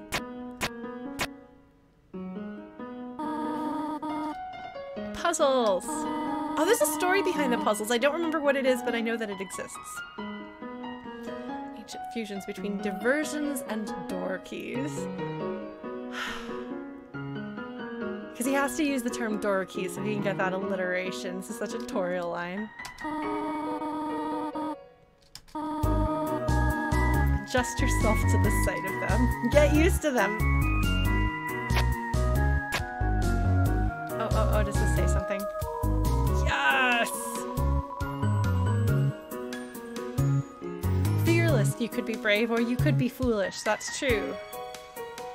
That's true, Gandalf.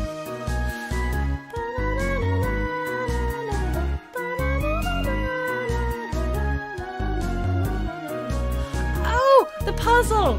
Right, it's a hint for the puzzle, and then there's also the color on the floor telling you not to take the middle road. Okay. I mean, Squizgar, that's probably a factor as well.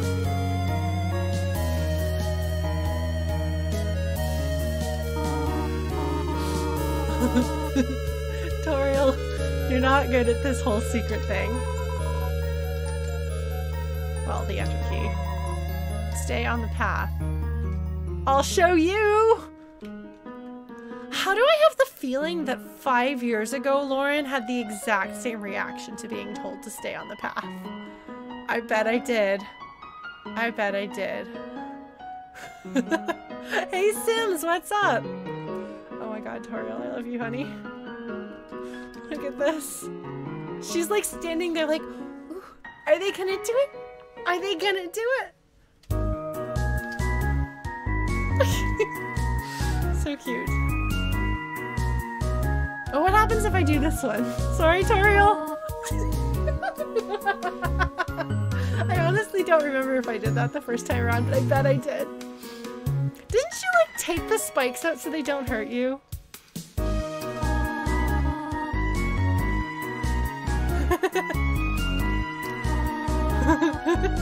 Oh, she's sad! Does she repeat? She repeats. Oh. Oh, I can read these? Oh, she has to sign it, too.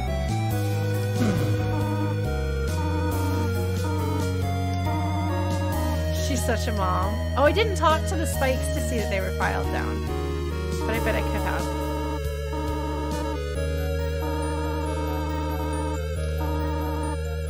Worry not.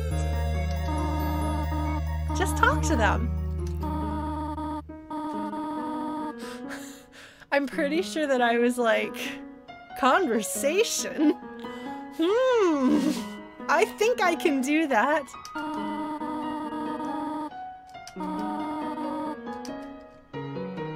This is a good question.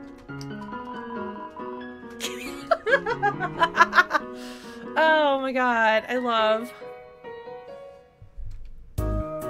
this. That's amazing. Like the fact that he has... Oh, she's gonna repeat it because she's the tutorial and the tutorial has to be repeated. Alright, tutorial. Alright, Mom. Sophie? Sophie! Did you hear that, cat? Sophie! Come here, baby. Sophie. Okay. Or you could jump up on top of my bookcase and knock everything over. That could happen too. Baby! Sophie, she wants to be played with. Oh man. So, canonically, it's the ghost and the dummy that then becomes Mew Mew, Mew Mew, Mew, Mew. Right? Not this dummy, okay. Okay, but the other dummy, okay.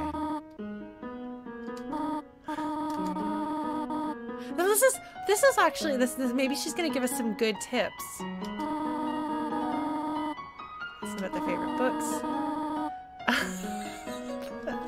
Breaking the ice. Oh my god. Oh, I thought that Mad Dummy was the same dummy.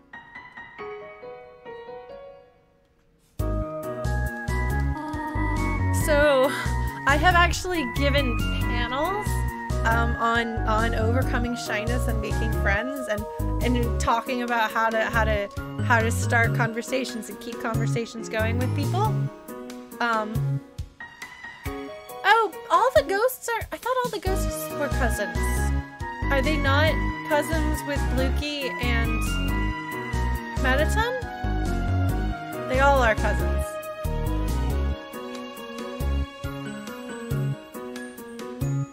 Are any of them siblings? How does that work? Okay, because Napstablook and Mettaton are cousins. And Dummy and Mad Dummy are cousins. Because I was trying to figure out if there was romantic tension implied in the alarm clock update about Mettaton and Mew Mew. But I was like, aren't they cousins? And I was very confused. But if they're two different pairs of cousins, then that could totally happen. It should be very exciting. No, Napstablook and Mettaton, aren't they cousins? But Napstablook doesn't know. I don't know. Apparently I don't understand ghost families. I'm sorry, Toriel. We're having really important conversations here. Trying to make sure I get the family trees. Would it be a tree if you're a ghost? It'd be like a spooky tree. Family spooky tree. It's all like curly and Tim Burton-esque.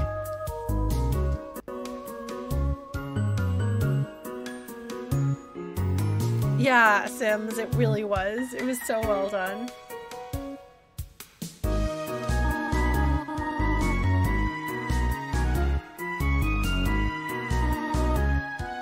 Oh! There's a reason why she has a skeleton pun right now. Oh!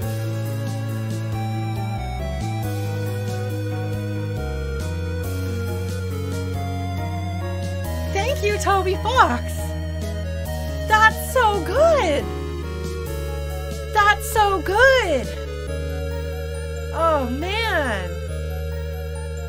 Yeah! Wow! I'm so pleased with this. Well, I think it's funny.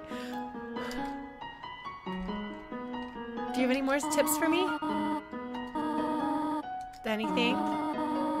Tummy will not be bothered. Get your feelings out.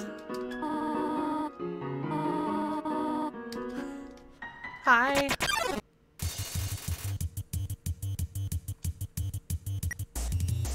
Oh my god, this music. Check the dummy. Cotton heart and button eye. You are the apple. You can't rhyme eye and eye. You can't do that. Absent-minded.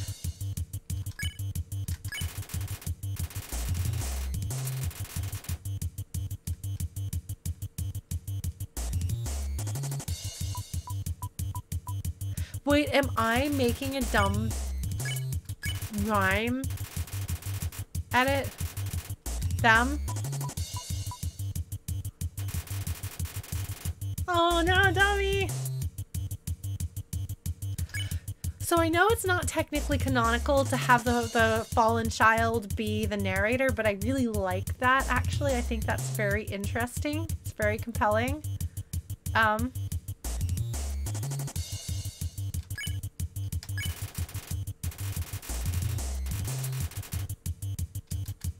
Yeah, it hasn't been confirmed, but I like it. I like it. I think it's cool.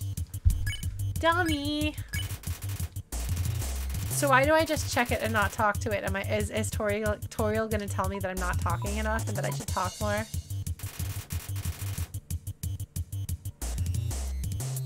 So how do you folks pronounce that name, by the way?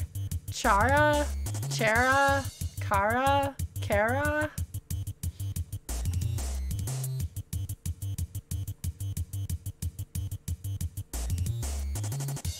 I always said Chara,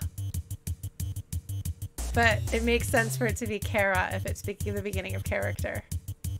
This is so fascinating. This is why I asked, by the way. I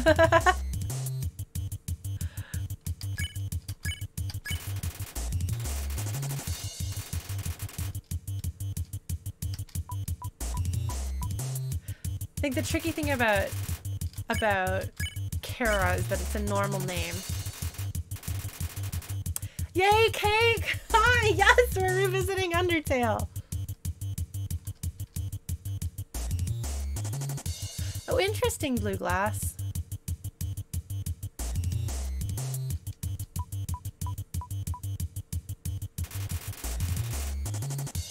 What I don't know what we're trying to do this time around. Just checking it over and over again. Like, how many more times? Do I just keep at it? Okay, I'll just keep going. That's fine.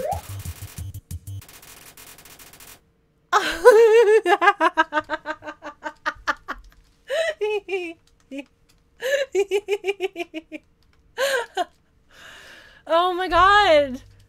Man, normally I will do things where I, like, repeat myself a whole lot, but this didn't give me any cue to do that versus petting the dog where I was like, oh, the net gets bigger? I better keep doing it. Interesting, Andromalin, yeah. So it's just like, what just happened? She doesn't even say anything.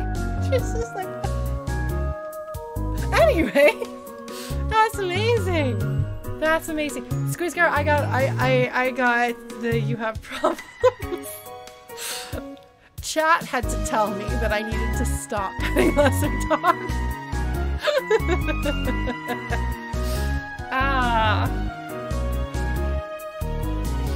Oh, interesting, Spiky. Alright then. Eddie, thank you for following. Doink, well, welcome. Thank you for joining us. I wonder if you can solve it. Oh, this is... Okay, hold on. I gotta go fall in some pits or something.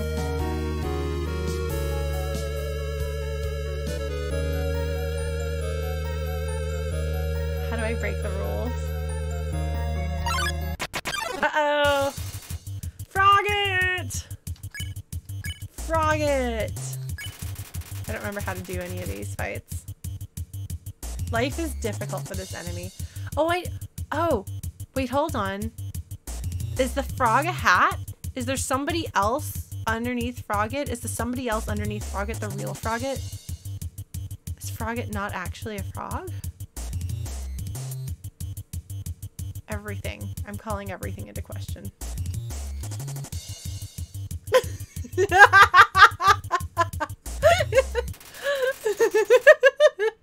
The comedic timing is just so good. Oh my god.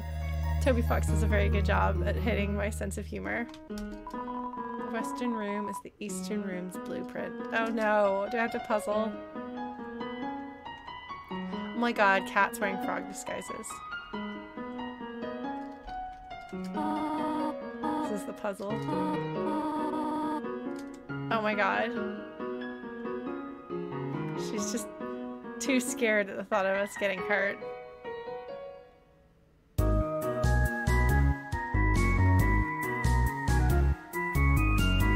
Dr. Meccano, I think that makes sense. Yeah, no, she's... It's funny on the meta level there because of like hand-holding and tutorial stuff.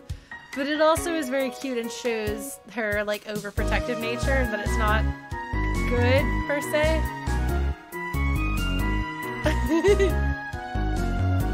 You can't even...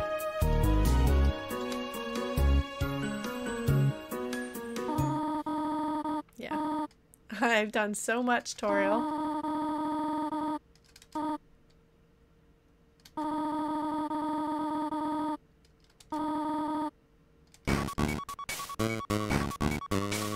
I forgot that this actually plays.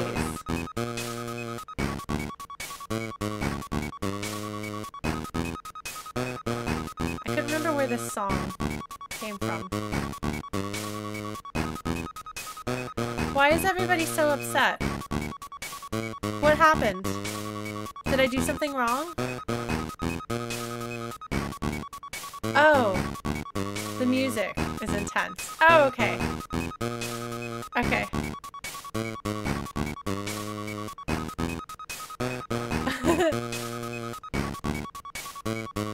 Oh, that is so fantastic, Dr. Meccano. I think so many story things are improved. Mock, did I actually understand what that means?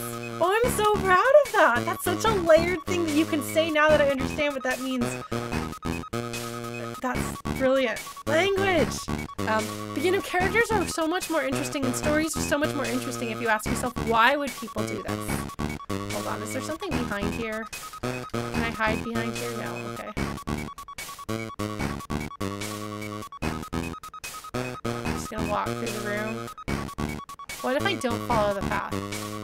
What if I just walk up here? Oh, hello.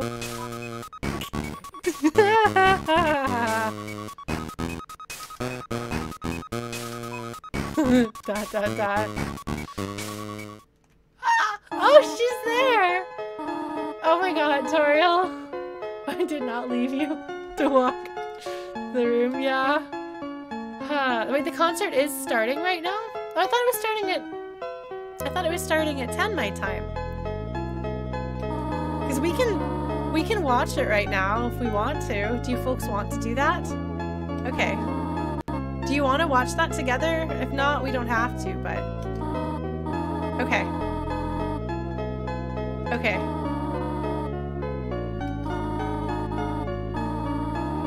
Alright.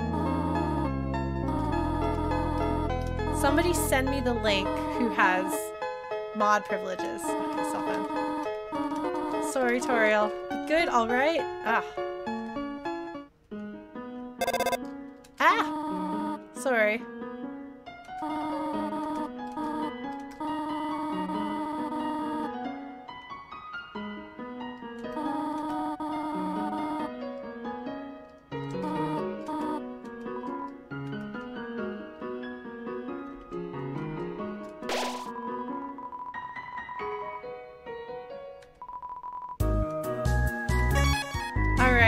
92 minutes. It took us 20 minutes to get there.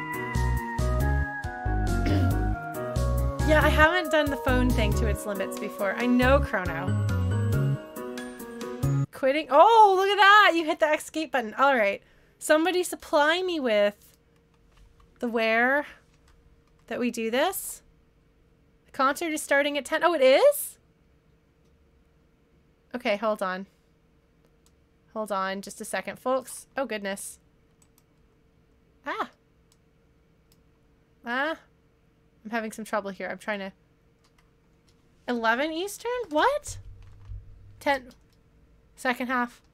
Is it? It's live right now, but it's a waiting period. Do you want to keep playing then? Hold on. We're gonna do browser source.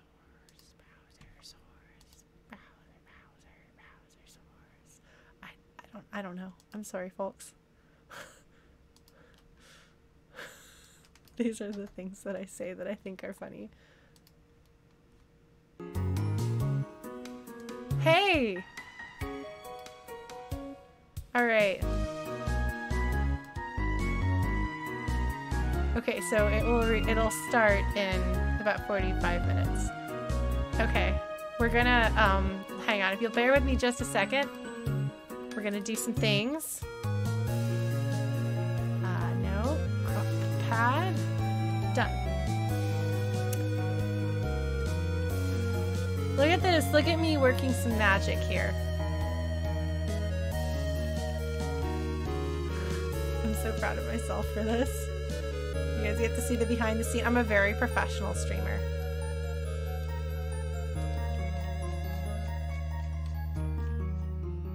Music Engine is really good. Oh my god, this song.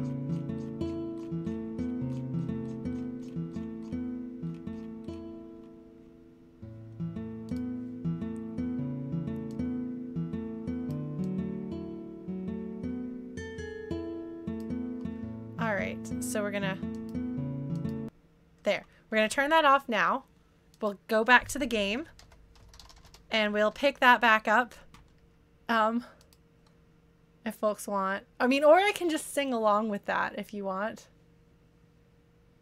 Work should know that, Sims. True. Alright. Flowey. Hi, Flowey. Alright, hold on. What's my button for inventory? Haha! Item!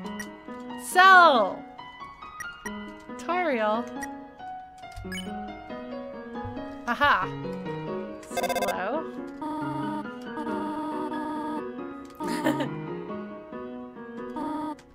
Hello. Alright.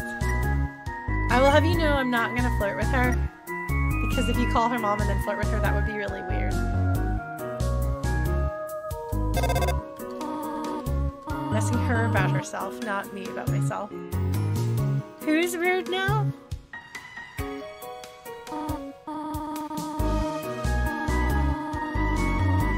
Silly little lady who worries too much. That is not true.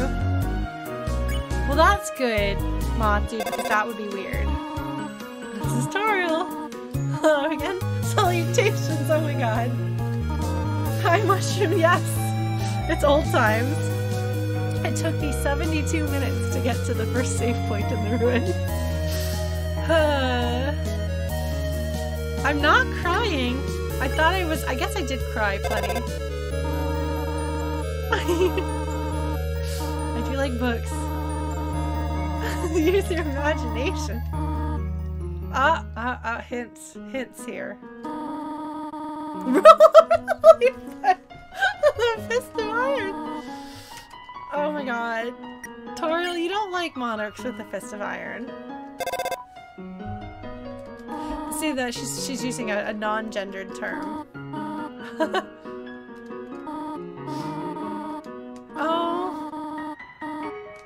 Oh, I should call my mom. Are we looping? We're looping, okay. Okay. Call her mom.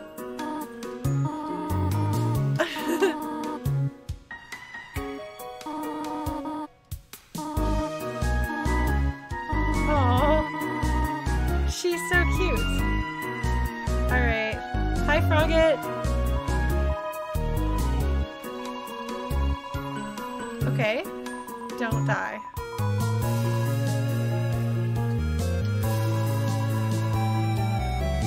Ah, here's some good advice. Thank you, Frogget.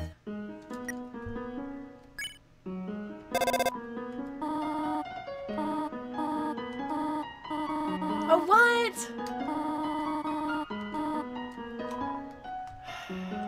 Does she say something different if you walk all the way back to the beginning of the game and call her? Oh, really? Come minutes? That's really cute. No? Okay.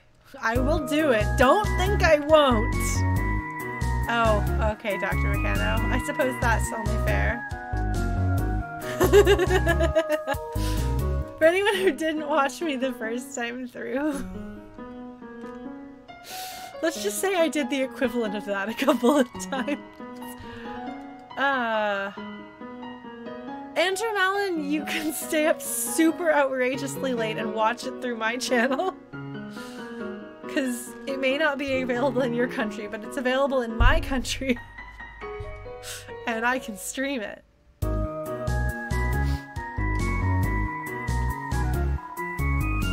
Okay. Yeah, no, it's probably not a good idea. You should probably sleep. Unless you're going like all out,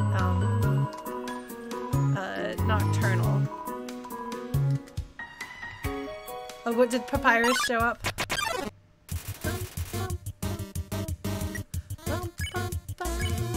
Oh, hold on.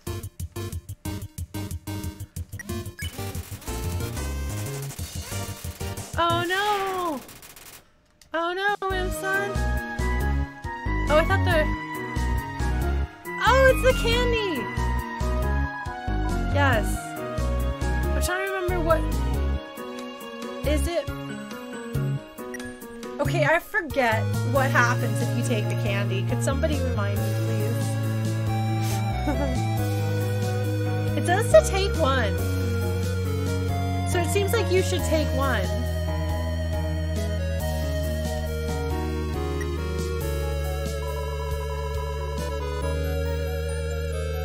What happens if you take too much candy? 4 breaks the bowl? Oh. Why would I do that? I'm not gonna do that. Oh, look at you, little Wimson. I'm gonna let you go. Bye, friend.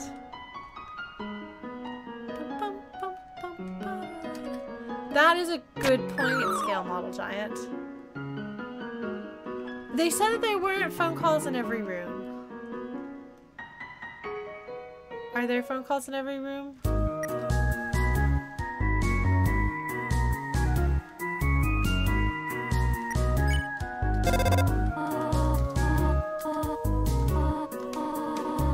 Yes, no, I know Papyrus does.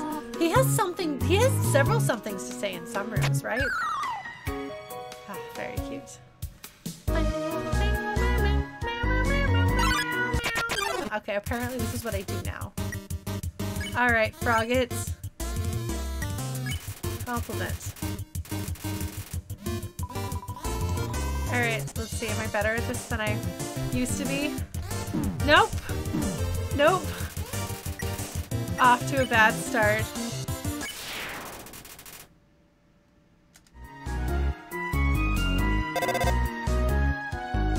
Oh, the dog has shown up on the concert stream. Good.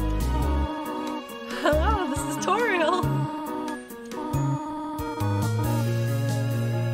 I mean, I didn't actually like butterscotch when I first played this game because I had only had butterscotch chips and things like that, which are gross. But it turns out that homemade butterscotch made with brown sugar, butter, cream, a little vanilla, and a pinch of salt is fantastic.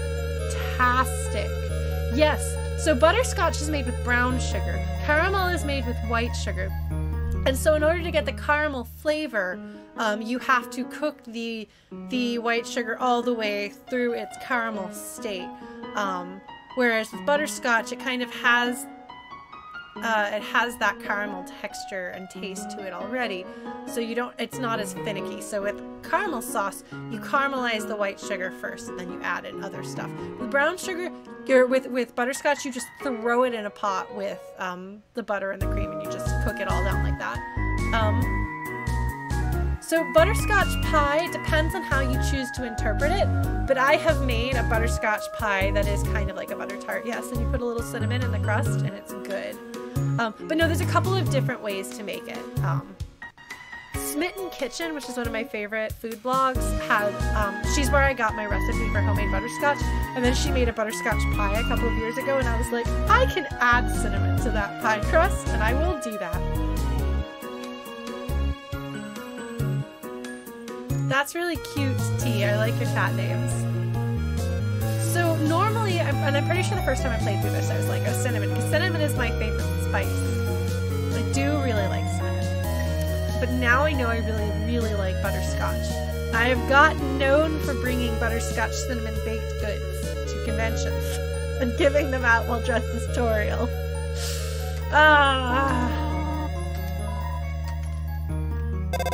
Oh my gosh. Oh, Papyrus flushes him out, see, because he's a skeleton. Oh, Toriel and Frisk showed up together. Oh, good. That's the ending I like best.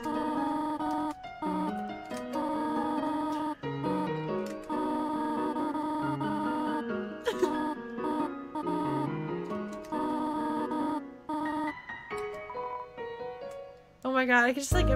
I'm just thinking back to a time that I played this game for the first time and didn't know why she was asking, and put a lot of thought into my favorite flavor between those two. And I had no idea that 5 years later I would be known for baking butterscotch cinnamon. So... 3 out of 4 green rocks recommend you push them.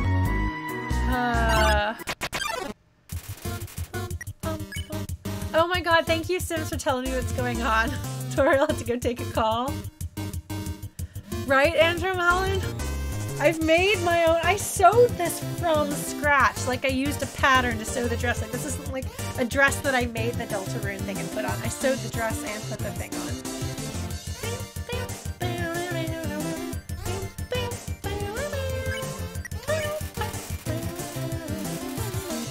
And there's a time I didn't know all of the music.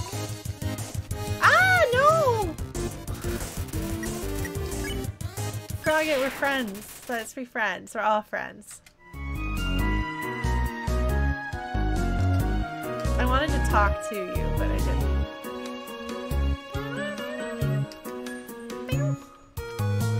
Where's Sophie? Oh, Sophie, are you sad because I'm streaming? This is my cat, Sophie.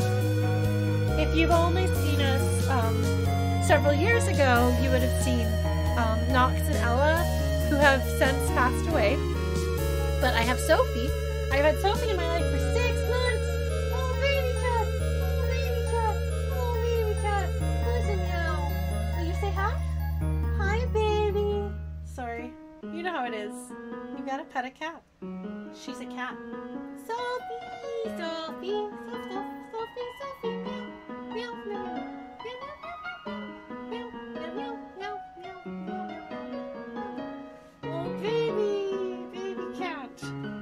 Anyway, she's a good, cute kitty now. Markichin, hello! Yes, Andrew Malin, that is not inaccurate. Yes, it's been 6 months. I got Sophie immediately before lockdown. And she is a very petted, cute kitty. Ah, so we have to memorize the path. Okay, I'm gonna get this wrong because I'm too lazy to actually check it. Wait, can somebody confirm what the Roombocalypse that Space Alert was talking about in Crisis Core? Blinks that, your memory is clearly better than mine. The dog stole Toriel's seat, dog!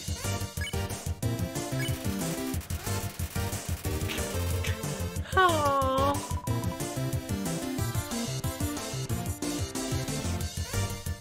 I'm slightly less bad than I was.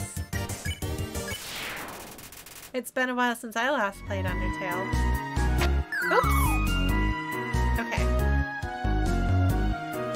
And by titled Mischief. Mischievous.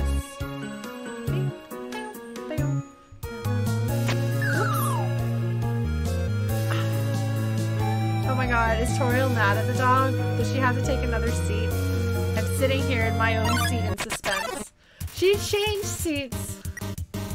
Oh my god, that's very cute.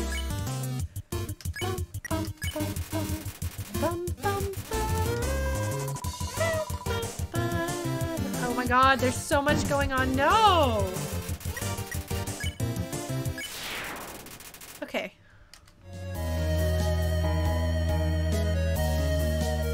Wait, oh, there's this new cell phone option.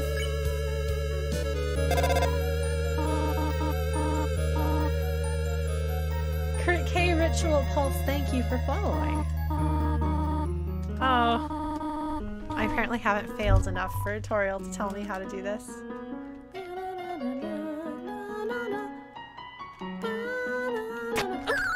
No! Oh, it's just that. Okay, I was so close. So close! Ah!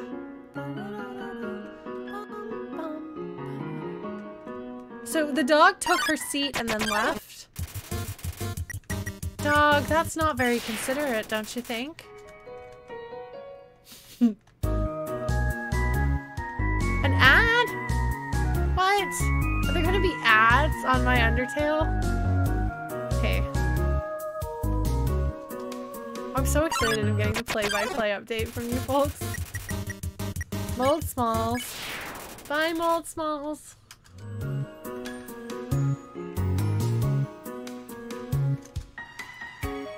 Can I talk to any of you?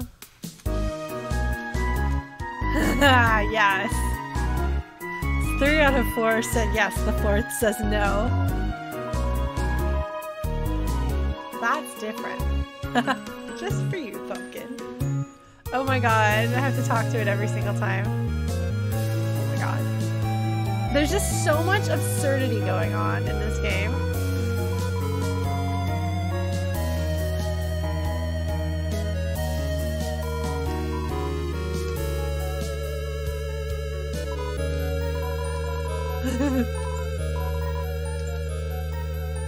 Oh my god.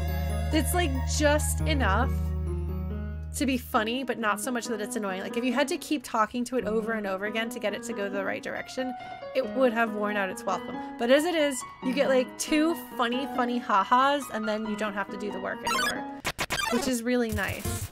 Wait, are the characters talking? There's dialogue? Oh my god, I don't want you tripped into a line of mold smalls. That's amazing. That's some good writing. I don't want to miss them talking. Hold on, buddy!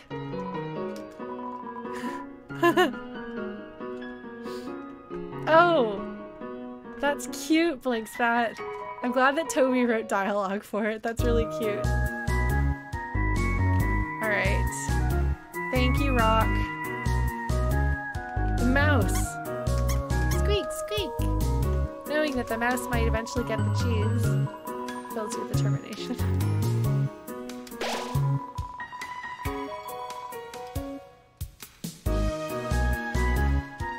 Oh man, Risk Insanity, that's cute. Yeah, that would be me. Oh my god, do we have to just watch this together, folks? I just saved. Shall we be filled with the determination of watching this thing together? Shall we do it? I don't want to miss the dialogue if Toby Fox wrote dialogue. Okay. Alright. Turn it back on. So oh no! There's an ad! Hold on just a second. I'm gonna mute the ad. So you guys don't have to hear it. That's uncool. Oh! Oh, that's the downside of... Yes, I did save. At least I think I saved. Oh, I can't do the skip ads. Okay, hold on. You know what we're gonna do? We're gonna do this differently because I have a browser that I can use. And it has ad block. So we're gonna do that. Alright, hold on.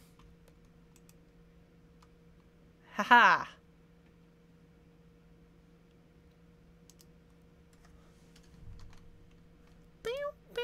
bam, bam, bam, bam, bam, bam, bam. No, I can't use... The thing is that what I was doing was a browser source directly from through Streamlabs OBS. But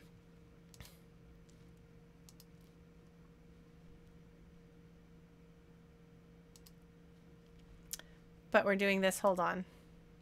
Filters. 2. What filters do I have? Crop pad. Okay, hold on. Now we're going to do this. We're going to...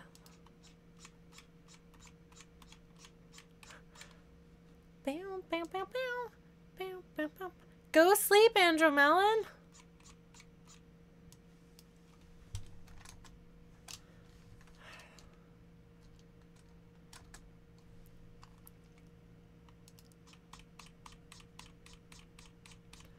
I'm gonna close the chat. Sorry, everybody. The chat that I want is the chat that I have. Although it's nice to see there's people from all over doing it. Oh, it's art of the characters, not the sprites showing up. Oh, that's so cute. Okay, sorry, folks. We'll get there. In the meantime, we've got the music.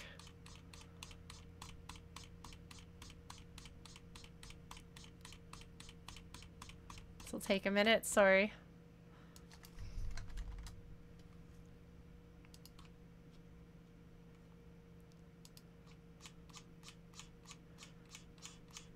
Oops. And then I'll make it bigger so you folks can see it just fine. Where we are, not quite perfect. Oh, hold on. There you go. Can you hear it now? Oh my god, the art is so cute. The art is so cute.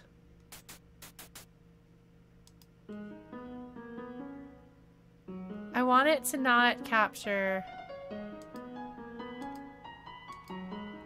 Okay, well, it's gonna take my mouse, apparently. We got the beeps. A short intermission. Oh my god, Fangamer! Okay. I like the folks at Fangamer. I'm sort of friends with a few of them by now. Through my entry into the mother fandom. Oh my god! Oh, I see there is totally dialogue!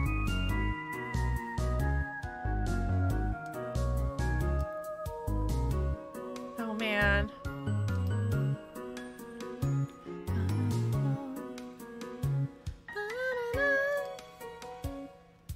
He's so excited. Just like, look at how excited. Oh, crossover enthusiast, you're saying that there might be a Fangamer poster that looks like this? 22 minutes. Candle, that would be super cool, but because Toby specifically talked about his ability, like the level of doneness of Deltarune in his update today, unfortunately it's not gonna happen. I could chrono. It's consequence. So Harry, oh my god, is that where the dog was sitting? Oh my gosh. That's true, Chrono. So I remember, like, I remember seeing Fangamer, but never really thinking much of it because I wasn't like really big into knowing about the like the merch sites that were out there that made fan merch stuff. So I don't know, I didn't really think about like, oh, there's like a company behind the merch and stuff. But then I remember hearing about the first camping. Oh my god, there's the dog. Oh my god. The dog is on his head. Or standing behind him. I'm not sure which. It could go either way. That's amazing. Yeah, no, their stuff is all, I believe their stuff is all licensed. Which is actually now a thing that I know about because I work for a company that does video game music licensing. Which is an interesting thing that I would never have expected would be my future 5 years ago. That would be my career path, but yet here we are.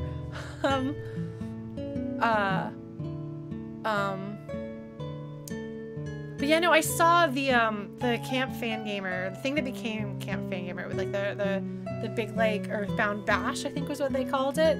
And I was like, this is really cool, and if I cared more about Earthbound, I would be really excited about this because it sounds like they're like playing pretend and it's amazing. Or maybe I found out about it when I was just beginning to play Earthbound and I was like, oh, that's super cool. I hope they do this again sometime, I said. I hope they do it again sometime and I can join.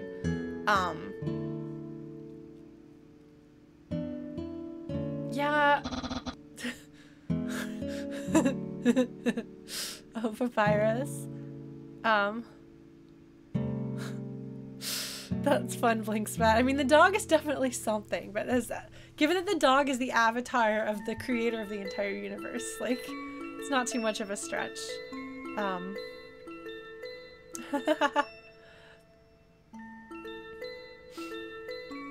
But yeah, then I got involved with the Mother fandom through like streaming Earthbound, and it was because I'd had those covers from like Pollyanna and stuff that I put up on YouTube, which is actually why I started streaming. And then I streamed Undertale and connected with the Undertale fandom, and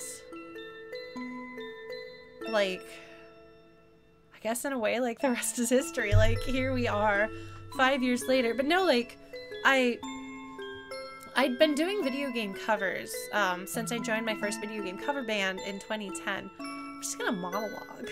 Is that alright? That's what we're doing here. What are you doing, Papyrus? He's got things to say. I like that they're all the early ones. I hope that some others show up before the curtains roll up. Dog alert, dog is gone. Sans is gonna show up at the last minute, Tyler, right?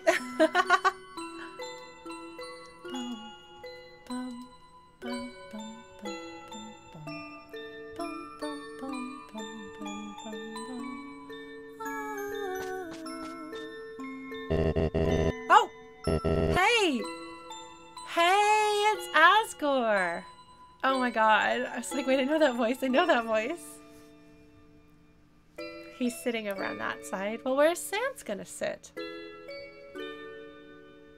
Asgore hasn't sat down yet, has he? Is he standing? I don't know. He's tall. Yeah, I'm waiting for Toriel to react to the fact that he's sitting on her side of things. Oh, he's sitting? He's just that big. He's a pretty big dude. It's a tall fella. Oh, I thought he was clutching a pillow, but actually reading a program makes a lot more sense for me.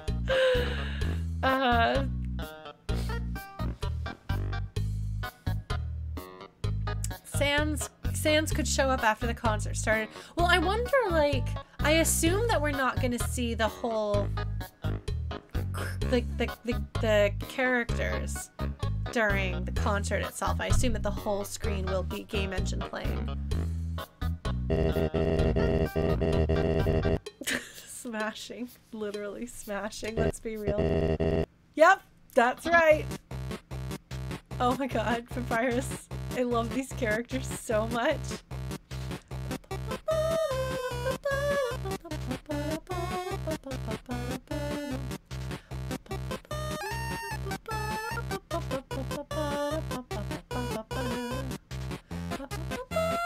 Do you think Twitch will get mad if I don't change my... It says we're doing Undertale. Should I change it so it doesn't say we're doing Undertale?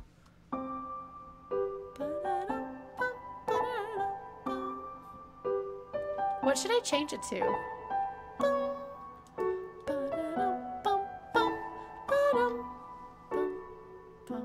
You just have to deal with seeing my cursor moving around. Special event? This is a special event. Could be just chatting. Just chatting is probably the safest option.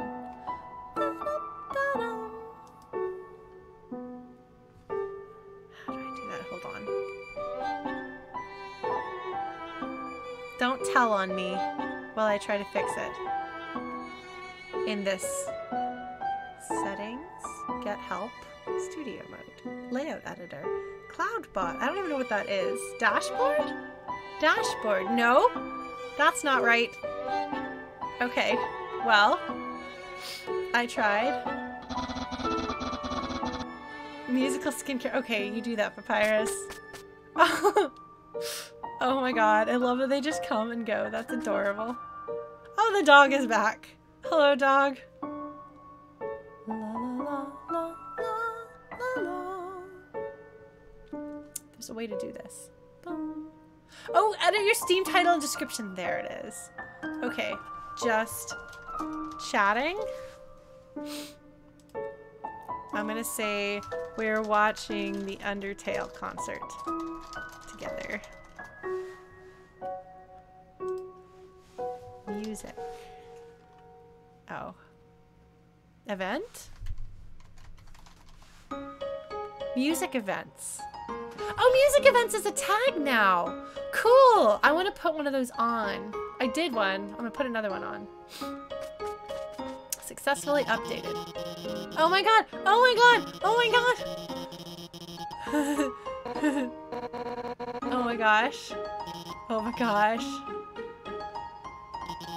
Oh my god, that's so cute. Oh.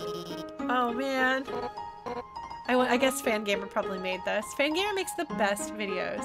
It is Dr. Meccano. It is nice to see them. And yeah, they're definitely on a date because you can tell because they're wearing their cool person date clothes.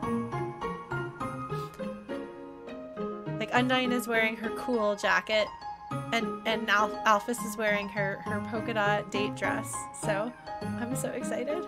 It's just really nice to see them again because they've lived in our heads for so long. Sophie! Sophie! Hold on. Sophie, come here, baby. I know, you're sad. Come here, let me touch you. Come on, Sophie. This is very important stuff. I would pet the doggo, but I'm gonna pet the kitty. Sophie, come here. Come here, baby. Come here, little meow. This is a kitten. Her name is Sophie. Yeah, that Deltarune is an interesting experience because it's like seeing your friends but not your friends, which is very interesting, but kind of sad and hard. In some ways it's easier, but that would be very funny, Cattl. I wouldn't be surprised if he was there the whole time, just kind of quietly trolling us. Who else are we missing? They could Dr. Meccano, but I do think that probably Toby wants the new characters to stand on their own and for us to not be as invested in the characters that we loved in this game. I don't think she's gonna crowd surf Undyne. That's very sweet though. Mettaton! Oh my god, yes. How are they all gonna fit? Is Mettaton gonna like... I don't know. Yeah, Sims, it's a very interesting way of seeing like what would these characters be like if they hadn't gone through that experience. I love it. I love it so much. Unfortunately, I don't think we're gonna have Asriel here.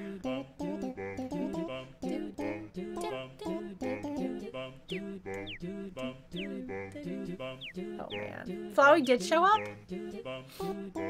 Oh my gosh. I've apparently forgotten that I should be crying because I cried a whole bunch at the beginning of the stream and then I haven't cried since. The smash of watermelon. Undyne, you know, she's watched a lot of anime, so.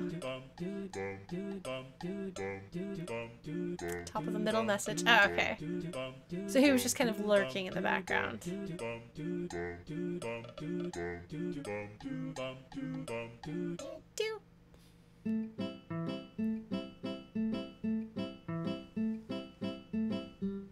I have not been to an anime concert, no.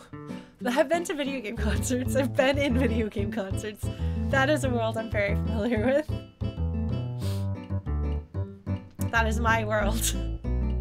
You have Chrono! You did! And it was a good one to go to because you got to see a bunch of really good bands in the scene. Like, Night of the Round will melt your face off. Descendants of Erdrick are really good. I'm biased to like the Returners, but I think you can discount my opinion on that. Jackson did the Between sets. Who else was there? Oh no, I'm blanking.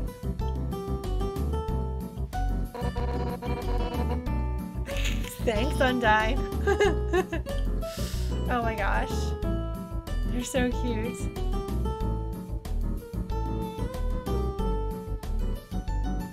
Mega Guy?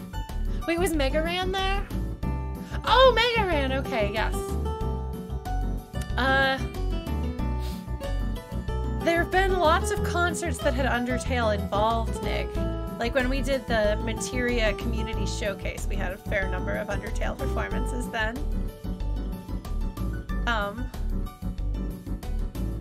But there hasn't been an explicitly Undertale concert. But...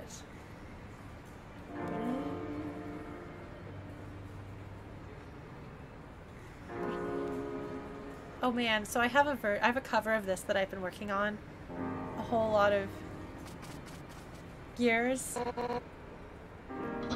But it's like, instead of being like bluesy jazz piano, it's a flute with like voice and the tambourine and stuff. So it sounds, I'm like, it's like Sans' theme by way of Toriel instruments.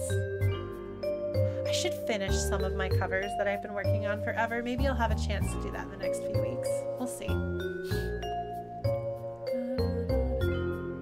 It does kind of look like an angry snowman, doesn't it, Candle? Yeah, so we need Sans. We need Metaton.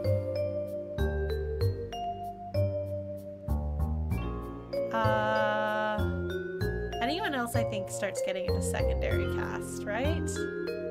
I mean, other than like Azrael Flowey. Monster Child! Okay, never mind, secondary cast might show up and I'm happy. Oh my god. My precious child! Oh my god, I love the Monster Kid. I was really, really sad when Monster Kid showed up in Deltarune. It was not someone I liked. Like, it's really interesting. Oh my god. Okay, well, if the Monster Kid is here, anyone could show up. We've got 8 minutes left. Who else do we think is going to show? They can't not have Metaton. They gotta have Metaton.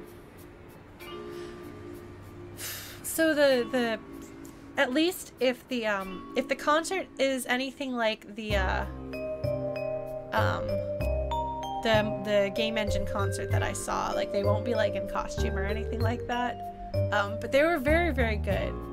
I cried so much during this weekend in concert. It was really funny how much I cried. All of the Japanese people around me thought it was very funny that I kept crying so much. Oh, maybe they will, Candle. I don't know. Oh man. And 8-4, is that the translation group? I think so.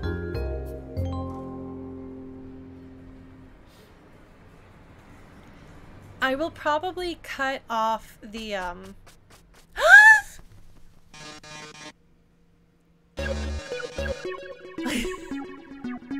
okay, hold on. There's Burger Pants and Blukey, of course, arriving as Metaton's posse, but it's not Metaton EX.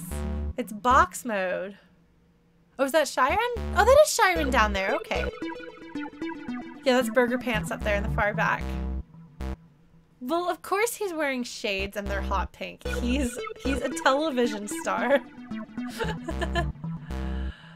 Oh man. Yeah, like I was saying, it's interesting because they've been oh.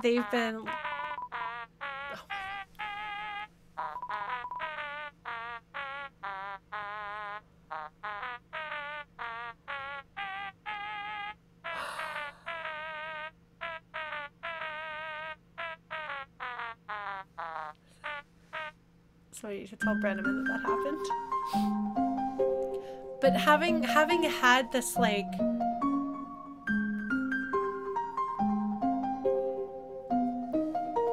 we feel like we've known these characters for so long, and we filled in all of these gaps about them. We've, like, learned about their stories. People have thought about where they came from, filled in the gaps, analyzed everything, created their own fan content to kind of fill in the gaps and come up with things. Oh my god, the dog. The dog looks like it might have had something to drink. It's a little flushed. Dog, what are you up to? Oh, it's Luster Dog! Oh, I see the neck. There is still a dog present, though.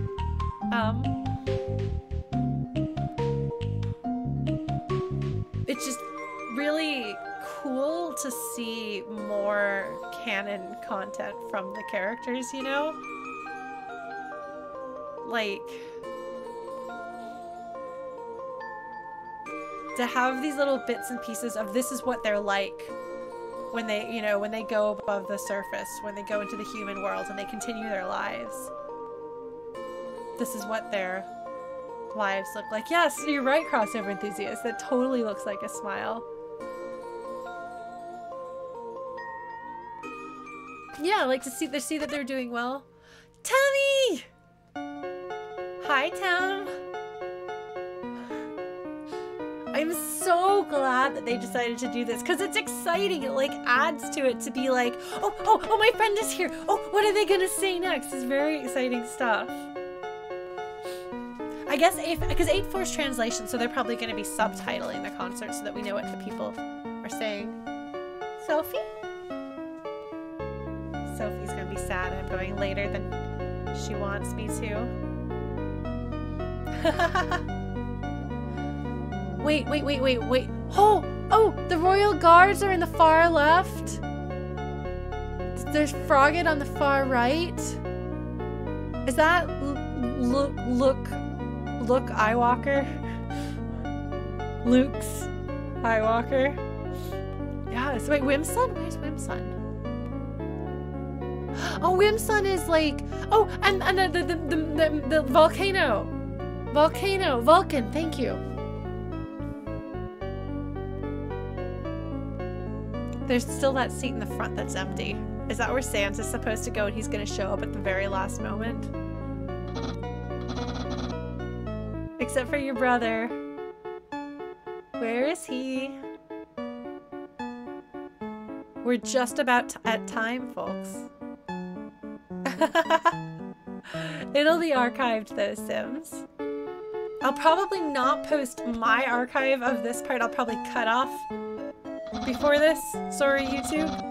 But wait a second, where's Sans?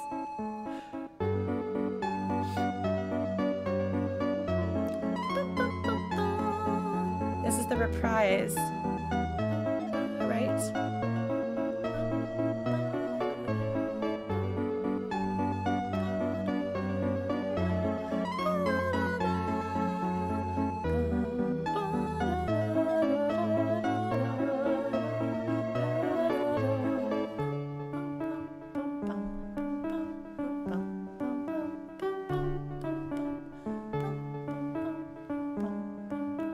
They're gonna probably, yeah, they're gonna end this song and Sans is gonna show up and then the concert's gonna start. That's my guess. Let's find out.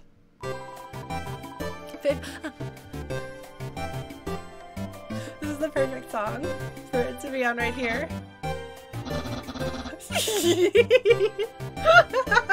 Papyrus is not thrilled with him.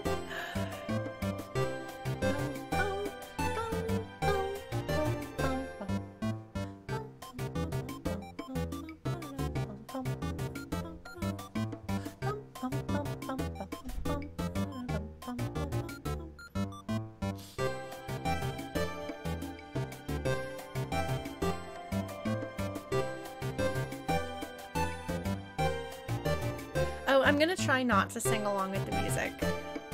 I apologize if I do. Oh, there he is! There he is! There he is! Scream on blank and now he's there.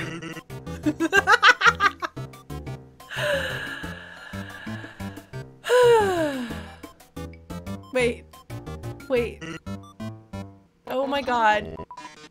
Oh my god.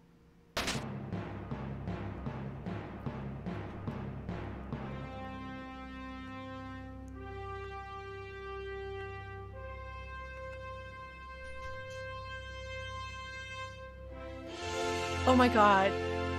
Wait. No, it's the, oh my god, it's the duck. Oh my god.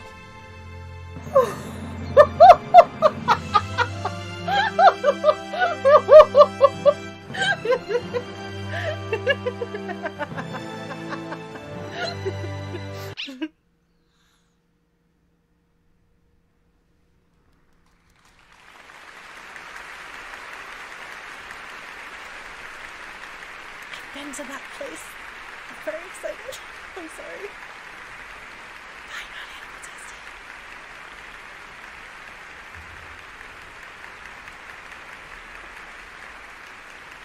Yeah, this happened in 2019. This was filmed last year, and they're airing it now.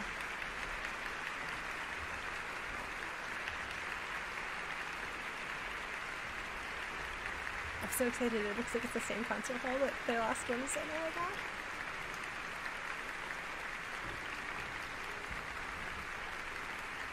Bye, Blink Spot.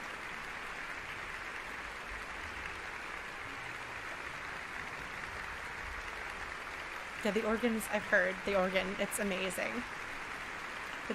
It's incredible. It's so big and so beautiful. Oh my gosh. It's Toby.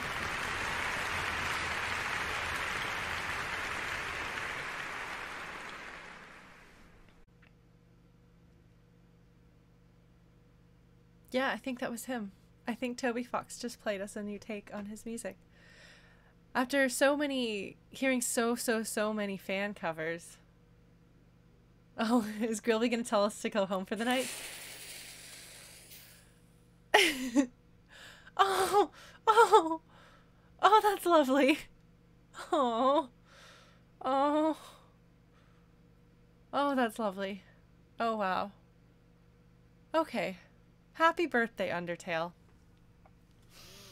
So after... Oh, goodness. Okay, let me go ahead and close this down, but... Okay. Well, that was amazing. Thank you all so much for joining me. After, like, what, 3-ish hours of sort of playing the game, and then 2.5 hours of music watching the concert. I just want to say, like, before you folks head out, like, right now is a period of time when people are feeling so disconnected from each other.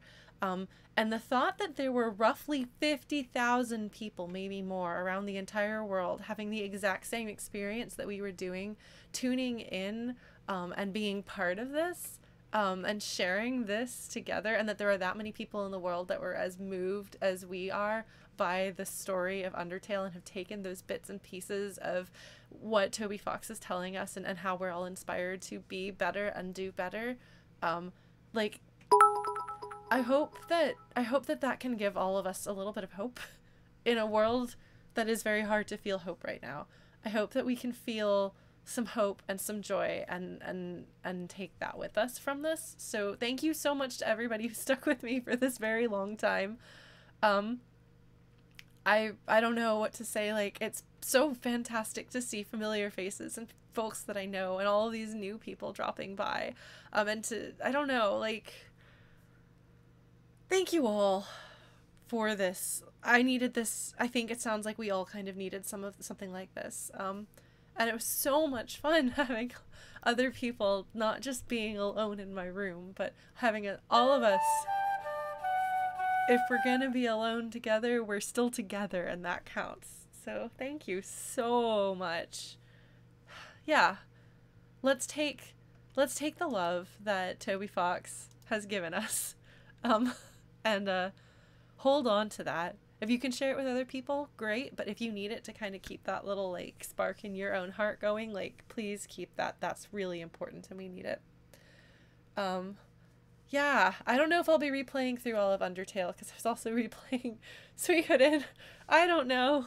But for today, for tonight, I really wanted to do this, and it was everything I wanted and everything I needed. and more than I could have hoped for. So I know a lot of you folks are running off to bed because it's very late. But thank you. I don't know, like I can't say thank you enough. Like this has been just a beautiful experience and a beautiful night. I'm so glad, Skaploony. Yeah, I heard about it and was very excited and was hoping I could do something like this. And it just was really nice to like talk through like what was going on with the story and what did we think and why is that instrument doing that. Like it was fun. We could hang out with friends. Yeah. Yeah, the structure of the concert was so intentional and brilliant and beautiful. And yes, also thank you for those of you who came along with the raid from 8-Bit Drummer. Thank you so much for joining us. And for those of you who stuck around from that, thank you so much for that. As you can probably tell, we're a pretty like friendship, love, and feelings based community. Yes, the structure was pretty trolly, but really, really clever and so intentional. Like it was just brilliant. It was so good. Yeah, join us on the Discord if you want to. But like we're a chill, friendly, loving group. We like to talk about stories, cry about things, have feelings, and make friends. Which is part of why Undertale I think is such a special game, because so much of what is important to me and to our community is what's reflected in Undertale. So yeah. Oh, well, I'm glad you could wake up to this music, Owl Boy. It's a beautiful experience to share. Thank you. Yeah, and I've seen a number of people follow.